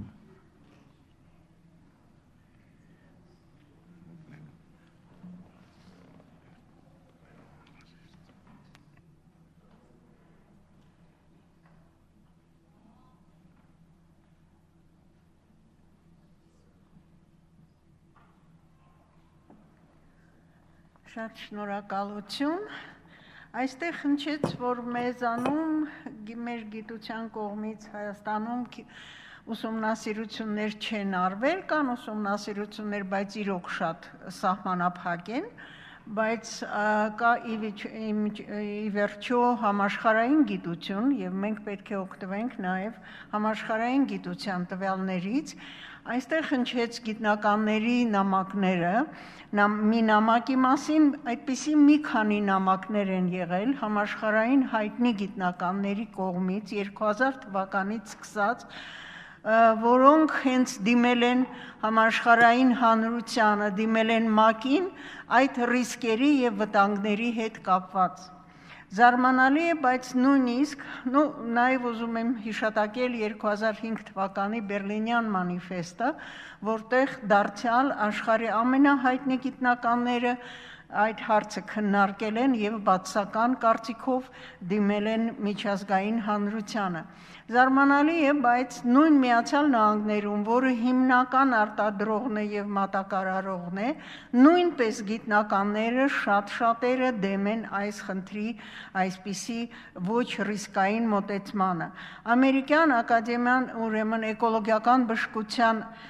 ակադեմիան, առողջապահության ասոցիացիան,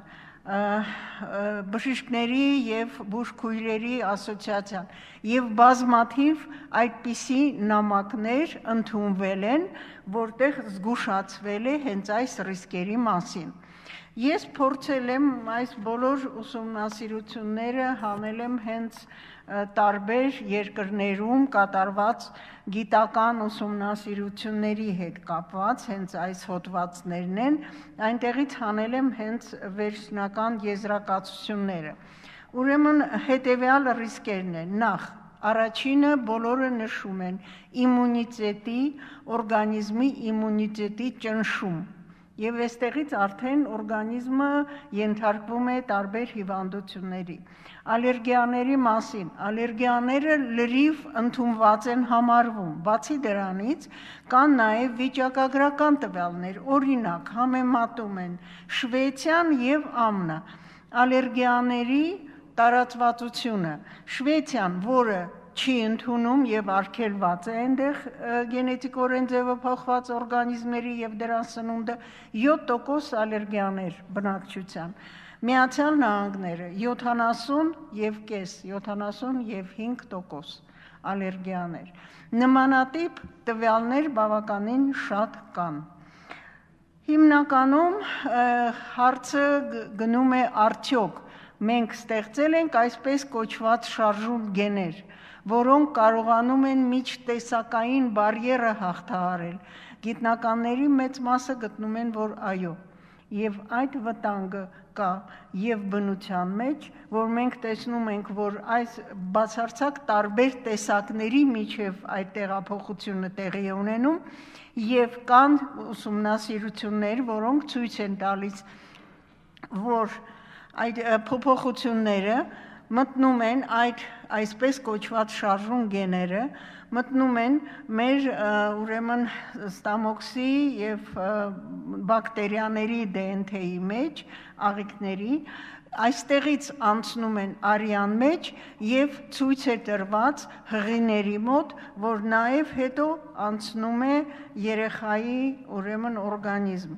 Եվ սա այն հիմնական իհարկե դժվար ուսումնասիրվող խնդիրն է, բայց բավականին հոդվածներ կան։ Լաբորատոր բազմաթիվ ուսումնասիրություններ կան, որոնք ապացուցում են, որ այդպիսի սնունդը կանցերոգեն է։ Նկարները եթե տեսնեք, ուղղակի լրիվ նկարների վրա ցույց է տալիս առնետների փոփոխությունները հսկա ուրեմն ուռուցքներով։ Մուտագեն են, դա էլ է ուսումնասիրված։ Առաջացնում է կայունություն, պաթոգեն միկրոֆլորայի կայունություն անտիբիոտիկների նկատմամբ, որովհետև որպես մարկեր օգտագործվում են դրանք։ Եվ հետաքրքիր է, որ առաջացել են նոր հիվանդություններ, որոնք նախկինում բժշկությունը չէր ճանաչում։ Ինչու, որովհետև մենք կարդինալ փոփոխություն ենք մտցրել էկոհամակարգի մեջ եւ մարդու օրգանիզմի մեջ։ Օրինակ, այսպես կոչված մորգելոնի հիվանդությունը,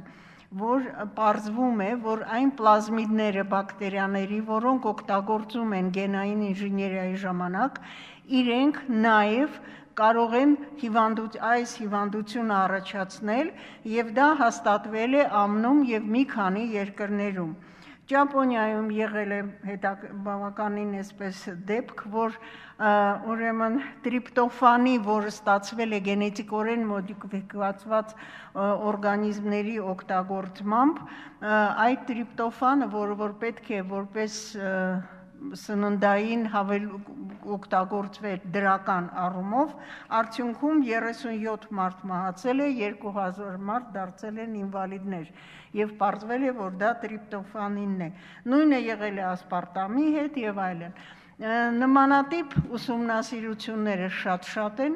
ճիշտ է նաև գրականության մեջ նշվում է, որ բիզնեսի կողմից ճնշումներ են գնում այն լաբորատորիաների վրա, որոնք այսպիսի ուսումնասիրություններ անում են եւ եզրակացություններ տալիս են։ Բոլոր դեպքերում ռիսկերը ակնհայտ են։ Ես կողմնակից եմ, որ մենք իհարկե հենց մեր աշխատանքը կապված լինի եւ հիմնված լինի նախազգուշության սկզբունքի վրա, բայց բոլոր դեպքերում արդեն բավականին հավաքվել են տվյալներ, որոնք նաև ապացուցում են հսկայական վտանգը։ Եվ դարձյալ ուզում եմ անդրադառնալ այդ 0.9%-ին, պարզ է, հա, եվրոպական երկրները հիմնականում խիստ սահմանափակում են եւ աֆրիկյան երկրները մեծ մասը։ Եվ այստեղ 0.9%-ը լավ է, պետք է, բայց մեզ չի փրկի, որովհետև եթե փոփոխություններ կան գենետիկական առումով, ապա դա չի խոսում դրա մասին, ես արդեն ասեցի դրա մասին, եթե պոպուլյացիայի մեջ այդ փոփոխությունը մտավ, մուտագեն փոփոխությունը մտավ, արդեն նշանակություն չունի, թե ով մտցրեց եւ ով օգտագործեց, ով կարդաց այդ 0.9%-ը կա թե չկա։ Ես կարծում եմ օրենքի հիմա վերջացնում եմ, օրենքը իրոք վաղուց էր անհրաժեշտ ընդունել, մենք այն ժամանակ, որ օրենքը պետք է օրենքի նախագիծը մշակեինք, դարձյալ կազմակերպել էինք բավականին մեծ գիտաժողով, մեր բոլոր գիտնականները գտնում էին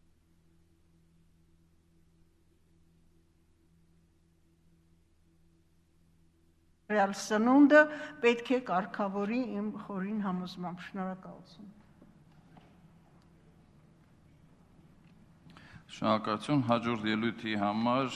Ռուբեն Հարությունյան, ԵՊ գենետիկա եւ բջջաբանության ամբիոնի վարիչ պրոֆեսոր, խնդրեմ, նախապատրաստի Պիպոյան Դավիթ։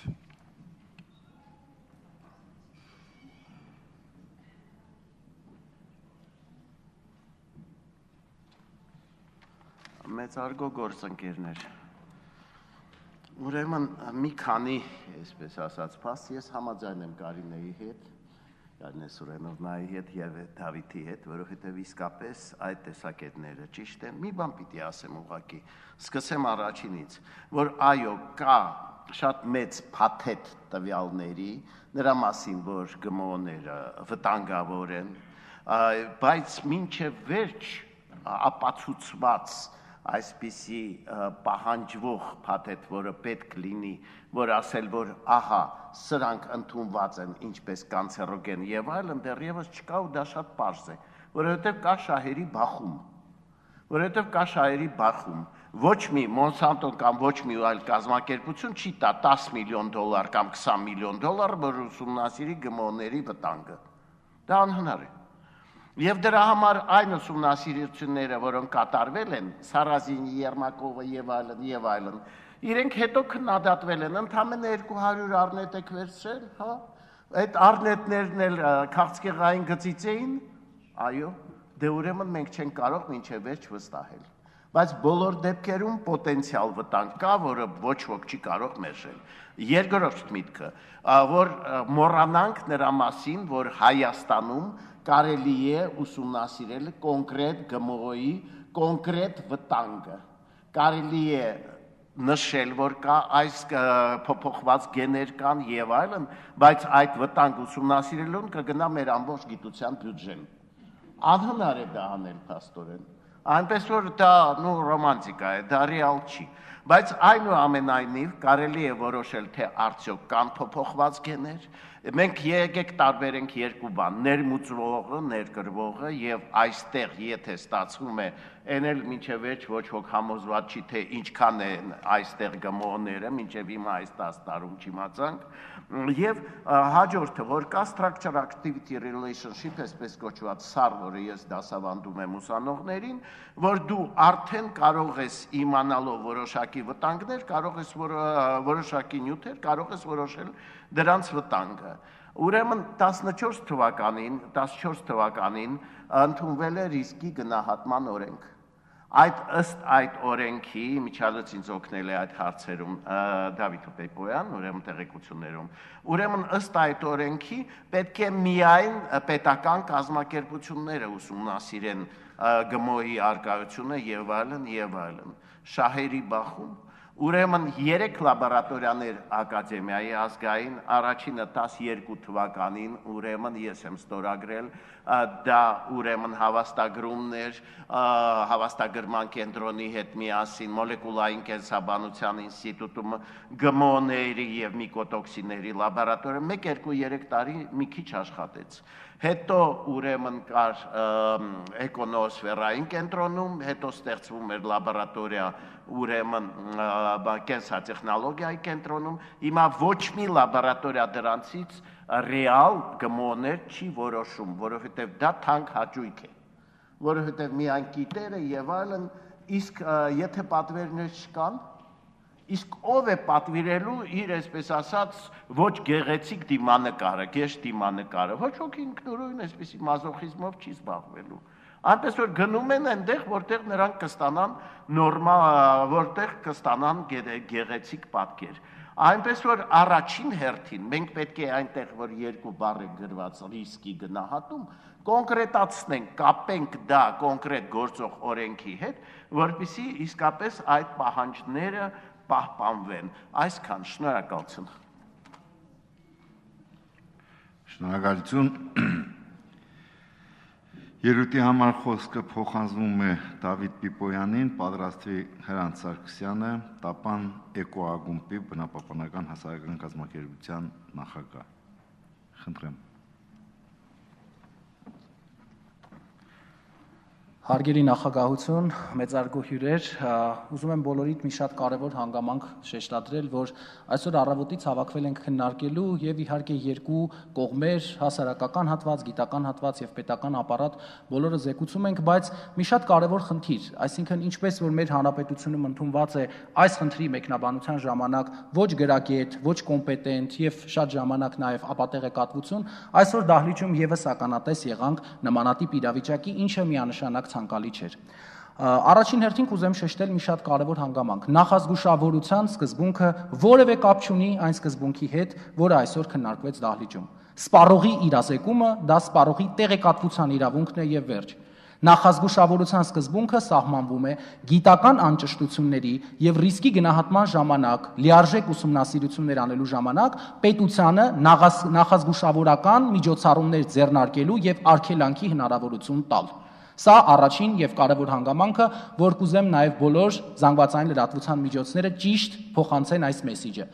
Երկրորդ կարևոր հանգամանքը դա շրջակա միջավայրի վրա ապացուցված վտանգներն է եւ կարծիք հայտնել, որ շրջակա միջավայրի վրա քննարկվում է բացասական արդյունքները կամ չկան համապատասխան գիտական հոդվածներ, դա իրականությունից հեռու եւ ընդհանրապես անհասկանալի հայտարարություններ են, որովհետեւ կա առողջապահության համաշխարհային կազմակերպություն եւ չեն կարող այն երկրները, որոնք արգելանք են դրել, խախտել առողջապահության կամ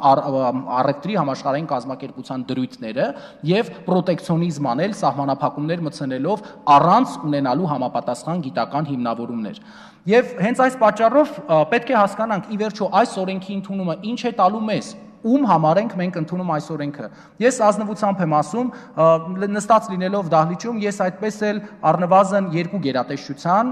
այսինքն հենց այդ երկու գյուղատնտեսության նախարարության եւ իհարկե առողջապահության նախարարության կոնցեպտը չկարողացա հասկանալ, որովհետեւ հարցը պարզ էր ուղղված։ Ի վերջո, մենք գնում ենք արժեքավորված գյուղատնտեսության, թե ոչ։ Հիմա ես ուսումնասիրություն ունեմ, որ միայն մասնավորն է հայտ դրել։ Ասել, որ մենք շատ ենք աշխատում, իհարկե լավ բան է, բայց ես ունեմ կոնկրետ հետազոտություններ եւ կոնկրետ ուսումնասիրություններ, որոնք որ ցույց են տալիս, որ հայտ գնացել է միայն մասնավորի կողմից։ Դա նշանակում է, որ պետական համակարգը եւ պատասխանատու կառույցը, եթե ունի համապատասխան հայեցակարգ, խնդրում եմ թող հրապարակեն, տեսնենք որ մթերքներն են պատրաստվում առաջիկա 5 տարիներում եւ որ մարզերում արժեքավորել։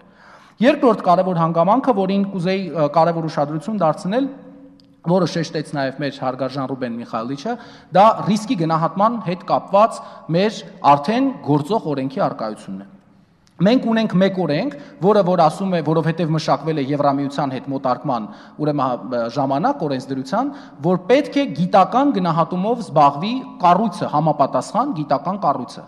Մենք արդեն ունենք նախադեպ, որ 2014 թվականի ընթացքում ընդունվել է օրենք, բայց կառավարությունը առ այսօր ոտնահարում է եւ առ այսօր խախտում է այդ օրենքը, իդեպ Հայաստանի Հանրապետության ներկայիս եւ գործող վարչապետին եւս համապատասխան նամակ է հղվել մեր կենտրոնի կողմից, որ ընդունվել է օրենք, բայց առ այսօր օրենքը չի գործում։ Պետք է շեշտեմ, որ առ այսօր, չնայած անցել է գրեթե 1.5 տարի, առ այսօր որևէ պատասխան Հայաստանի Հանրապետության կառավարության կողմից չենք ստացել։ Եվ իհարկե շատ կարևոր մի հանգամանք, որ ամբողջ աշխարհում են գիտնականները եւ գիտական կառույցները զբաղվում նմանատիպ հետազոտություններով եւ փաստացի այսօր կարծիքներ են հնչում եւ տեսակ դահլիճի կողմից էլ հարցերին հնչում էր որպես անոն, որպես այդպեսին մենք չունենք համապատասխան հետազոտություններ, մեր կենտրոնը միակ կենտրոնն է Հայաստանի Հանրապետությունում գործող, իդեմս Հայաստանի Հանրապետության էկոլոգոնոսֆերային հետազոտությունների կենտրոնի,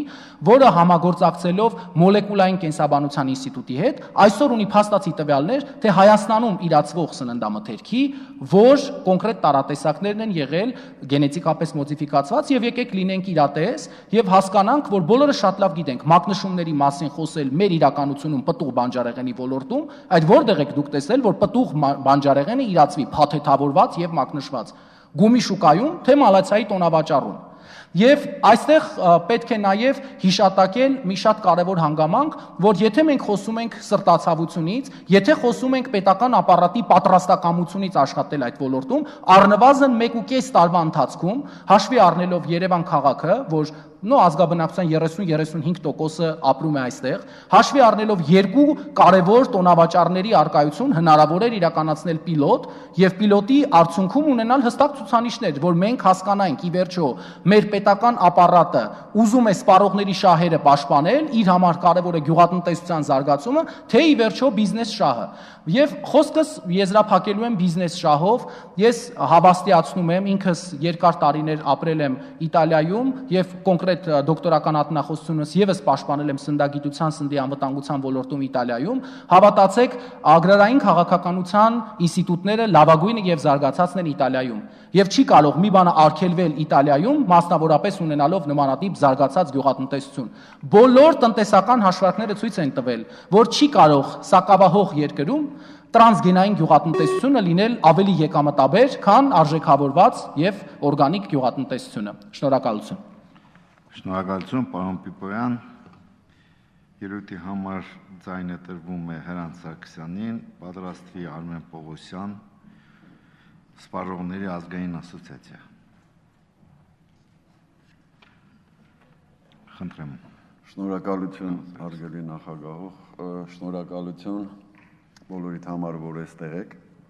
Ես կուզենայի պատասխանել պարոն Խոսրով Հարությունյանին սկզբից, թե ուզում ենք տեղեկանալ ինչ է։ Ես գիտնական չեմ։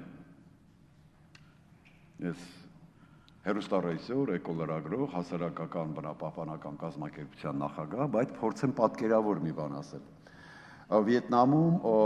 երբ որ վիետնամցիներին օրանժով, հիշում եք, ֆիլմերին նայում էինք 10-20 տարի առաջ, այդ օրանժ թույնով, որ ամբողջ Վիետնամը պատեցին, դա հենց Monsanto ֆիրմայի արտադրանքն է եղել։ Monsanton այստեղից է եկել, անցել նման ուրեմն նյութերի արտադրությանը եւ ունենալով այդ հզոր ներուժը իր եւ այլ։ Եվ երբ բոլորդ գիտեք, տեսել եք Միչուրինին, հիշում եք, ծերուկին սպիտակ մորուքով, միամիտ դեմքով եւ այլ։ Եթե ուզեմ տարբերություն ինչ է, պատկերացրեք Monsanto հրեշը եւ Միչուրինին։ Այս է տարբերությունը գենետիկորեն ձևափոխած օրգանիզմների եւ սելեկցիայի միջեւ, հասկանում եք։ Շատ ժամանակ ինձ ասում են, նույն սելեկցիան է, էլի, նա էլ է գենետիկ փոփոխություններ ունենում, սա էլ է ունենում։ Ինձ մոտ գալիս են երիտասարդներ, գալիս են անձիկ, խոսում ենք իրար հետ եւ անընդհատ պնդում են։ Ես մենակ այդ մի բան եմ բերում, ասում եմ Միչուրին եւ Monsanto։ Մյուս հարցը, որ շատ կարեւոր է մեզ համար։ Ինչի է Monsanto-ն այդքան հետաքրքրված Հայաստանում։ Ինչ է եղել։ Այդ ինչ հողեր ունենք։ Ես Բրազիլիայի արտերի վրայով թռչել եմ 2 ժամ կես, շունչս կտրվում էր, միայն արտեր էին։ Ու ներքին չվերթ էր, շատ ցածր էր թռցում, փոքր ինքնաթիռ էր, արտեր, ուրիշ բան չենք տեսել, միայն արտեր 2 ժամ ու կես։ Այդ դրա համար է այնտեղ Monsanto-ն ինչի համար է եկել Հայաստան։ Մի բան գիտեմ ես, հարգելի ազգային ժողով եւ բոլոր ներկայացուցիչներդ, բոլորին տեղյակ է, որ սերմը, եթե դուք ստացաք, ես Իտալիայում հանդիպել եմ, խոսել եմ նման ֆերմերների հետ, ահավոր վիճակում են իրենք, ահավոր վիճակում, ով որ օգտագործել է։ Սերմը ցանեցին, ինքը չի կարողանում իր ստացած, ուրեմն եգիպտացորենի սերմը ցանի, նորից ստանա։ Երկրորդ անգամ հնարավոր չէ դա։ Դա է Monsanto-ի ուժը, դա է գաղտնիքը։ Սնունդի համար չի ինքը այս ամեն ինչը հնար է, հասկանում եք, այս տեխնոլոգիան սննդի համար չէ, որ բավարարեն Աֆրիկայի սովյալներին։ Իմիջիայլոց գյուղատնտեսության փոխնախարարներից մեկը մի 7-8 տարի առաջ այդպես ելույթ ունեցավ, ասում գծո ասում ինչին է մեզ պետք, ասես չէ որ Աֆրիկայում սով է։ Բղավել եմ ուղղակի, էլի դալիճի մյուս կասում, այդ Աֆրիկայի սովյալների խնդիրը դրել են հայ ժողովրդի ուսերին, երբ է այդ որոշումը կայացվել։ Սա եկեք մեր մասին մտածենք, ինչ է տրաֆար է, Աֆրիկայում սով է։ Հիմի այդ սերմը եթե մենք ընդունեցիք, ցանելու ենք, Սերմնաբուծական ինստիտուտը, ես եղել եմ այսպես 20 տարեկանից, հա, մասնակցել եմ Դարակերտի Սերմնաբուծական ինստիտուտի գործունեությանը։ Մի հիանալի կառույց։ Դրանով ենք մենք ապրում սնվում, հա, եւ ես ներկան եմ եղել, վկան եմ տեսել, թե ինչպես օգտագործելով նախկին գյուղատնտեսության նախարարության ղեկավարներին, կառավարության անդամներին, տարի հողեր անգամ վերցնելով այդ ինստիտուտից, հա, սնանկացրին եւ չեզոքացրին նրանց։ Անգամ պարտադրելով գալիս էին իրենց մոտ ասում էին, բերում էին արտերկրներից, հա, հզոր անձինք ասում են այս ծերմը պետք է ցանեք, ասում են ոչ չենք ցանի։ Մի տարի հետո գալիս էին նույն անձինք, բերելով գյուղատնտեսության նախարարության որոշումը, պարտադրանքը թե պետք է ցամեք այդ ծերմերը։ Հետո անցնում էր 2 տարի, իրենք էին համոզվում այդ արտերկրացիները, որ իմաստ չունի դա այստեղ օգտագործել, որ մեկը ասենք։ Մեր սերմնաբուծությունը պետք է զարգացնենք, մտածեք, հարգելի ազգային, հարգելի կառավարություն, ունեցել ենք, մեր ունեցածը ինչ ենք կորցնում, գնում ենք Մոնսանտոյի դուրը կամ պարոն Թրամփի դուրը, թե մի բոր եգիպտացորեն տուր կամ, չգիտեմ, վարունգի սերմ տուր, որ այս տարի էլ ցանենք։ Ինչներից է պետք։ Հողերի 40%-ը բրախած են։ 22 տարի առաջ ես հաղորդում եմ արել, երկաշարժից առաջ նկարել եմ Սպիտակից մինչև Ղափան։ Անապատացած, կիսանապատացված հողեր չենք օգտագործում։ Այսօր այդ ջուրը չեն կարողանում որոշել, ինչպես տանք։ Տանք գյուղացուն ձրի, չգիտեմ, թե բաց թողեն գնա, բայց գյուղացին իմանա, որ պետք է վճարի ու ջուրը ունենք, ջուրը չեն կարում կարգավորել տալ, գյուղացին էլ չի ուզում վճարի, չգիտեմ։ Հողերը մնացին այդպես չեն կարողանում գյուղացուն համոզել, սովորեցնել, որ աշխատի, որ օգուտ ունենա։ Երեք մեկի հետ խոսում էի, եկել են նորից այստեղ Ազատան գյուղից, հա, 20 հեկտար կարտոֆիլ էի ցանում։ Ունեի, դրել էի, արել էի ամբողջ ներուժս մենակ ասում, փակեցին սահմանը, որ կարտոֆիլ դուրս չտանենք, որ բանակին 60 դրամով վաճառենք։ Ես իմի չունեմ այդ հողեր ասում, ես էլ ոչ գյուղացի եմ, ոչ ֆերմեր եմ։ Ոնց եմ իմ գլուխս պահելու։ Այս տեսակ բաներ կա, բերեք մեր գյուղացուն դե հնարավորությունը տանք, հա, ցանի, անի եւ ոչ թե բերենք գծու կարտոֆիլներ կամ լոլիկներ։ Ես չեմ մոռանում նաեւ մեր նախկին նախարարներից մեկի հայտարարությունը, որ ձեզ լոլիկ է պետք, ասեք ինչքան է պետք, ես Թուրքիայից բերեմ։ Ինչ եք էլ ուզում, խնդիրներ եք բարձրացնում։ Էս էլ է եղել, չէ՞։ Մեզ լոլիկ է պետք, մեր գյուղացու արտադրանքն է, մենք ուզում ենք առողջ լինենք եւ մենք չենք ուզում, որ Մոնսանտոն իշխի ձեր վրա։ Հարգելի կառավարություն որոշում կայացնողներ, դա իշխելու ձև է։ Հասկանում եք, դուք պատանդ եք դառնալու Մոնսանտոնով է, նա իրականացնում է իր երկրի շահերը, խնդիրներն է լուծում։ Եվ վաղը դուք մի դարձեք պատանդ դրանց ձեռքը չստիպեն ձեզ սխալ որոշում, ինչ ուզեն այդ որոշումն եք ընդունելու վաղը, որովհետև չի տան այն ձեր սնունդը իր ձեռքում ենք տալիս։ Կներեք, բայց այս 14 տարիների ուղղակի այդ փորձն է, որ այսպես ուզված եւ բարկացած խոսում եմ, մնացածը մեր ձեռքում է, չգիտեմ, ինչ ենք անելու, հա, մի տարի ունենք երևի ընդամենը։ Լավ մնացեք։ Շնորհակալություն, պարոն Սարգսյան։ Ելույթի համար ձայնը փոխանցվում է Արմեն Պողոսյանին, Սպառողների ազգային ասոցիացիա։ Պատրաստվի Վահե Դանիլյանը, Սնտամտերքի անվտանգության եւ որակի հսկողության տեսության պետ։ Մենք ուզում ենք առողջ ապրել։ Կա ալտերնատիվա այս արտահայտությանը։ Ֆրանսիացին, պարսիկը, ով չի ուզում առողջ ապրել։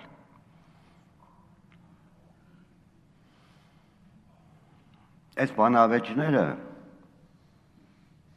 20 տարուց ավել է, ամեն օր ընթանում են,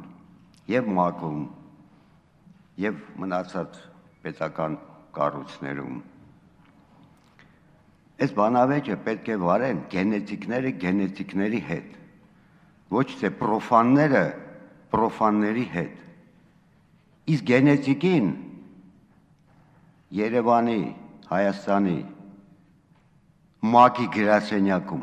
անպատվեցին և մեկ անգամ չէ։ Մեր մոլորակի մեծագույն մասնագետը սնունդի Տուտելյանը եկել էր, մենք պետք է ուրախությամբ իրեն լսենք, ինքը գիտությունների ակադեմիայի նիստերի դալիճում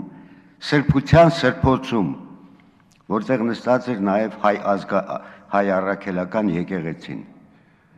Ասեց, такого мракобесия в Армении я не ожидал։ Ու անպատվեցին ու դեբոչ արեցին սրբության սրբոցում, գիտությունների ակադեմիայի նիստերի դալիճում, այնտեղ, որտեղ նստել ու աշխատել էր մարդկության հանճարը, Վիկտոր Համբարձումյանը։ Հիմա մեզ ուզում են ոչնչացնել, ով դա չգիտի։ Բոլոր ցերծերը ինտերնետը բացում ես, մարդկային ցեղը ուզում են ոչնչացնել, դա ապացուցելու կարիք ունի։ Մենք ամեն օր դա տեսնում ենք, 8.5 միլիարդ է դառել, պետք է դառնա 1 միլիարդ։ Պետք է ոչնչացնել, բառի իսկական իմաստով, և այդ ոչնչացնելը սկսել են Հայաստանից։ Հայաստանում են բերում, Այսքան փոքր բան է, բայց առանձնապես վտանգ է ներկայացնում այն 300 հոգուն, որ նստած են Ուլան-Ուդեյում եւ կառավարում են մոլորակը։ Հենց մեր Հայաստանը, որ կես տոկոս էլ չի կազմում մոլորակի վրա, ոչնչացման ենթակա է։ Այսօր այն դեղն են բերում, այն Գեդրիոն, վաղը մեկ ուրիշ ֆոլաթթու, որ ոչնչացնեն հայ ազգը։ Ես վախեցողներից չեմ, գրագետ մարդու վրա ոչինչ չի ազդի։ Իսկ մենք ուրեմն ելույթներում հնչեց, ամփոփվել է համաշխարհային գիտության փորձը։ Այդպեսի արտահայտություն հնարավոր է այդպեսի բան։ Հարվարդի համալսարանում գենետիկներ չկան, Օքսֆորդի համալսարանում գենետիկներ չկան, Պաստյորի ինստիտուտում, որը Պաստյորն է ստեղծել, ու մարդիկ կան, որ հաճախ են այնտեղ լինում։ Գենետիկներ չկան, ոչ մի հրապարակում գիտական գրականության մեջ չկա գենետիկ սնունդի կամ գենետիկ վերափոխված նյութերի վտանգի մասին։ Մեր մոլորակում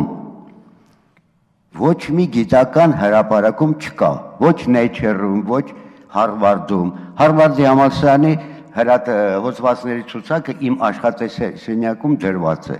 100 էջ է, միայն վերնագրերը 100 էջ է, այնտեղ միկրոբիոլոգներ էլ կան, գենետիկներ էլ կան, քվանտային մեխանիկայի մասնագետներ էլ կան, բայց նման հրապարակում չկա։ Իսկ գիտական գրականությունը, գիտական հրապարակման սկզբունքը մեկն է։ Տեսեք, գիտական կներեք, ես շատ տարական բան եմ ասում և չել սազում ես ալիչում նման բաներ ասել։ Գիտական հրապարակման սկզբունքը մեկն է, ռեցենզիրումի ժուրնալ։ Այդ հրատարակող խմբագրություն ուղարկում է ռեցենզիայի տարբեր երկրներ, տարբեր գիտական կենտրոններ և միայն դրանից հետո տպագրվում է։ Հիմա չկա, իսկ կա ծովից ծով շատ, չափազանց շատ գրականություն գենետիկ վտանգների մասին։ Այս երևույթի հեղինակներից մեկը հրապարակեց բազմիցս դուք էլ լսած կլինեք։ Գենետիկ սնունդը, գենետիկ վերափոխված, բերում է հրեշացինության և մեռելացինության։ Նոբելյան գենետիկ վերափոխված երևույթի հետ կապված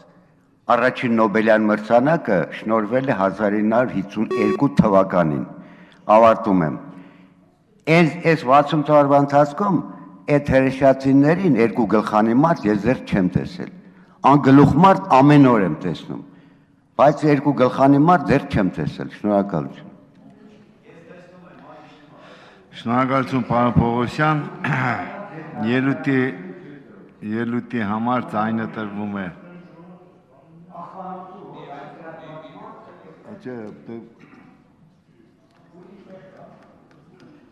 Ես խնդրում եմ անձնական վիրավորանքներ չլինի մեկը մյուսին, մենք հավաքվել ենք քննարկելու ոչ անձնական վիրավորանք հասցնելու։ Վիրավորանքին անպայման պետք է գնահատել այս ամբիոնից։ Լավ, ես ուղղակի նորից եմ կոչ անում, որ եկեք հանդուրժող լինենք մեկս մյուսից նկատմամբ եւ անձնական վիրավորանքներ չհասցնենք։ Մենք դրա կարիքը չունենք, մենք դաստիարակված ենք ընտանիքում։ Իսկ ով չունի նրան։ Ելույթի համար ձայն տրվում է Վահե Դանիելյանին, խնդրեմ պարոն Դանիելյան, խոսք ունի ասելու նաեւ տարածքային կառավարման, տեղականնակառավարման, գյուղատնտեսության եւ բնապահպանության հարցերով մշտական հանձնաժողովի նախագահի տեղակալ պարոն Հովհաննիսյանը։ Խնդրեմ պարոն Դանիելյան։ Հարգելի նախագահություն, հարգելի պատգամավորներ, հարգելի գործընկերներ, իրոք հարցը բավականին քննարկման անհրաժեշտություն ունի։ Ես որպես Սննդամթերքի անվտանգության պետական ծառայության ներկայացուցիչ կցանկանայի նշել, որ այո, մենք էլ ենք մտահոգված տվյալ հարցով եւ չենք կարող անտարբեր գտնվել եւ քննարկումներին չմասնակցել։ Ինչ վերաբերում է նախ կուզենայի շնորհակալություն հայտնել նախկին զեկուցողներին, որովհետև հանգամանալից ներկայացրեցին ոլորտում առկա իրավիճակը, թե միջազգային փորձը։ Ես ինքս եւս ուսումնասիրել եմ առողջապահության համաշխարհային կազմակերպության պաշտոնական կայքում առկա նյութերը, որոնք վերաբերում են թե այն ռիսկերին, որոնք որ կա, եւ վերաբերում են նաեւ այն պնդումներին, որ չարժի այնքան բարձրաձայնել են խնդիրները, որոնք որ շահարկվում են թե մեր հասարակության կողմից եւ թե ոչ մասնագետների կողմից։ Ես կխնդրեի, որ միանշանակ լիներ գիտական գնահատական տվյալ հարցին եւ որպեսզի մենք կարողանայինք կայացնել իրական որոշում։ Սննդամթերքի անվտանգության մասին օրենքով կարգավորվում է սննդամթերքի անվտանգության դաշտը եւ ես, ինչպես նշեցի 2 օր առաջ կայացած քննարկման ժամանակ, բերեք մենք հասկանանք արդյոք տվյալ օրենքը կարգավորելու է սննդամթերքի անվտանգության հետ կապված հարաբերությունները, թե ոչ, որովհետև ի սկզբանե նախկին օրենքի նախագիծը եւս կարգավորում էր կենսանվտանգության ոլորտը եւ ես միանշանակ կողմ եմ, որպեսզի սննդամթերքի անվտանգության բնագավառը կարգավորվի հենց տվյալ բնագավառի օրենսդրությամբ։ Ինչ ունենք մենք։ Մենք ունենք սննդամթերքի անվտանգության մասին օրենք, որտեղ նշված է, եթե 0.9%-ից գերազանցում է, մակնշման մեջ պարտադիր դրա մասին պետք է լինի նշում։ Օրենքը ամբողջությամբ համապատասխանում է Եվրոմիության օրենսդրական չափորոշիչներին եւ մոտարկվել է Եվրոմիության անդամակցության շրջանակներում։ Ռիսկերի կանխարգելման տեսանկյունից այո, արգելվում է հատուկ նշանակության սննդամթերքում գենետիկ ձևափոխված օրգանիզմների կիրառությունը։ Դա վերաբերում է մանկական սննդամթերքին, խոցելի խմբերի համար նախատեսված սննդամթերքին եւ սննդամթերքի անվտանգության պետական ծառայությունը ձեռնարկում է անհրաժեշտ քայլերը տվյալ օրենսդրական պահանջները ապահովելու համար։ Կցանկանայի նշել նաեւ լաբորատորիայի հետ կապված հարցերին, հարգելի պարոն նախագահ, որը ձեզ հետաքրքրում էր։ Այո, Հայաստանի Հանրապետությունում կան մի քանի համապատասխան լաբորատորիաներ, ովքեր ունեն բավարար կարողություններ եւ կարող են իրականացնել գենետիկ ձևափոխված օրգանիզմների փորձաքննություն եւ սննդամթերքի անվտանգության պետական ծառայությունը 2018 թվականին իրականացնելու է մոնիտորինգային ծրագրեր մի քանի ուղղություններով, որոնցից մեկը հենց թարմպտուղ բանջարեղենում գենետիկ ձևափոխված օրգանիզմների պարունակության որոշումն է եւս։ Սա առաջի անգամն է, որ իրականացվելու է ծառայության կողմից նման մոնիտորինգային ծրագիր, ինձ թվում է արդյունքները ամփոփելուց հետո արդեն հնարավոր կլինի տալ որոշակի գնահատականներ, թե մեր երկրում աճեցվող սննդամթերքի որ տոկոսն է, որ հանդիսանում է գենետիկ ձևափոխված օրգանիզմ կամ ոչ։ Ինչ վերաբերում է օրգանիկ գյուղատնտեսությանը, երբ որ մենք խոսում ենք, ինձ համար որպես ոլորտի ներկայացուցիչ առաջնային է, որպեսզի սննդամթերքը լինի անվտանգ։ Սա ամենաառաջի չափորոշիչն է, որը մենք պետք է հասկանանք։ Սննդամթերքը կարող է լինել ոչ գենետիկ ձևափոխված, բայց լինի վտանգավոր։ Բոլորս լավ գիտենք, որ նույն պեստիցիդների չարաշահումը, նույն պարարտանյութերի չարաշահումը ինչպիսի ռիսկեր են պարունակում եւ մենք արդյունքում ինչի հետ կարող ենք գործ ունենալ։ Ապացուցման կարիք չունի, որ նույն պեստիցիդների չարաշահումը ինչպիսի հետևանքների է բերում։ Բերեք տարանջատենք մենք այս ամեն ինչը եւ փորձենք գնալ այն ուղղությամբ, որ մենք ունենանք անվտանգ սննդամթերք։ Շնորհակալություն։ Շնորհակալություն, պարոն Դանիելյան։ Ելույթի համար խոսքը տրվում է պարոն Հովհաննիսյանին, խնդրեմ պարոն Հովհաննիսյան։ Շնորհակալություն, պարոն Գրիգորյան։ Նախ ուզում եմ շնորհակալություն հայտնել բոլոր զեկույց ունեցողներին, ելույթ ունեցողներին եւ հարցեր ովքեր տվեցին, որովհետև իսկապես ծավալվեց իմ կարծիքով բավականին հետաքրքիր եւ նաեւ թեմային վերաբերող բավականին լուրջ հետազոտությունների արդյունքներ մենք լսեցինք այստեղ։ Իհարկե ցանկալի կլիներ, որպեսզի մենք զերծ մնայինք տարբեր որակումներից, քանզի յուրաքանչյուրն ունի իր կարծիքը եւ իր իրավունքն է հնչեցնել այդ կարծիքը։ Ընդհանուր առմամբ մեր կարծիքով մենք ավելի շատ այս լսումներից ակնկալում էինք ոչ թե այո կամ ոչ օգտագործել թե չօգտագործել, այդ թե ինչպիսի իրավիճակ է այսօր հանրապետությունում, ինչպիսի ընթացակարգեր են գործում, ինչպիսի գործառույթներ են իրականացում, որովհետև իսկապես թեման շատ վիճահարույց է, իսկապես կան ռիսկեր եւ կարծում ենք, որ յուրաքանչյուր գերատեսչություն, հատկապես այն գերատեսչությունները, ովքեր շահագրգիռ են եւ այսօր ներկայացված են զեկույցների տեսքով, ունեն այստեղ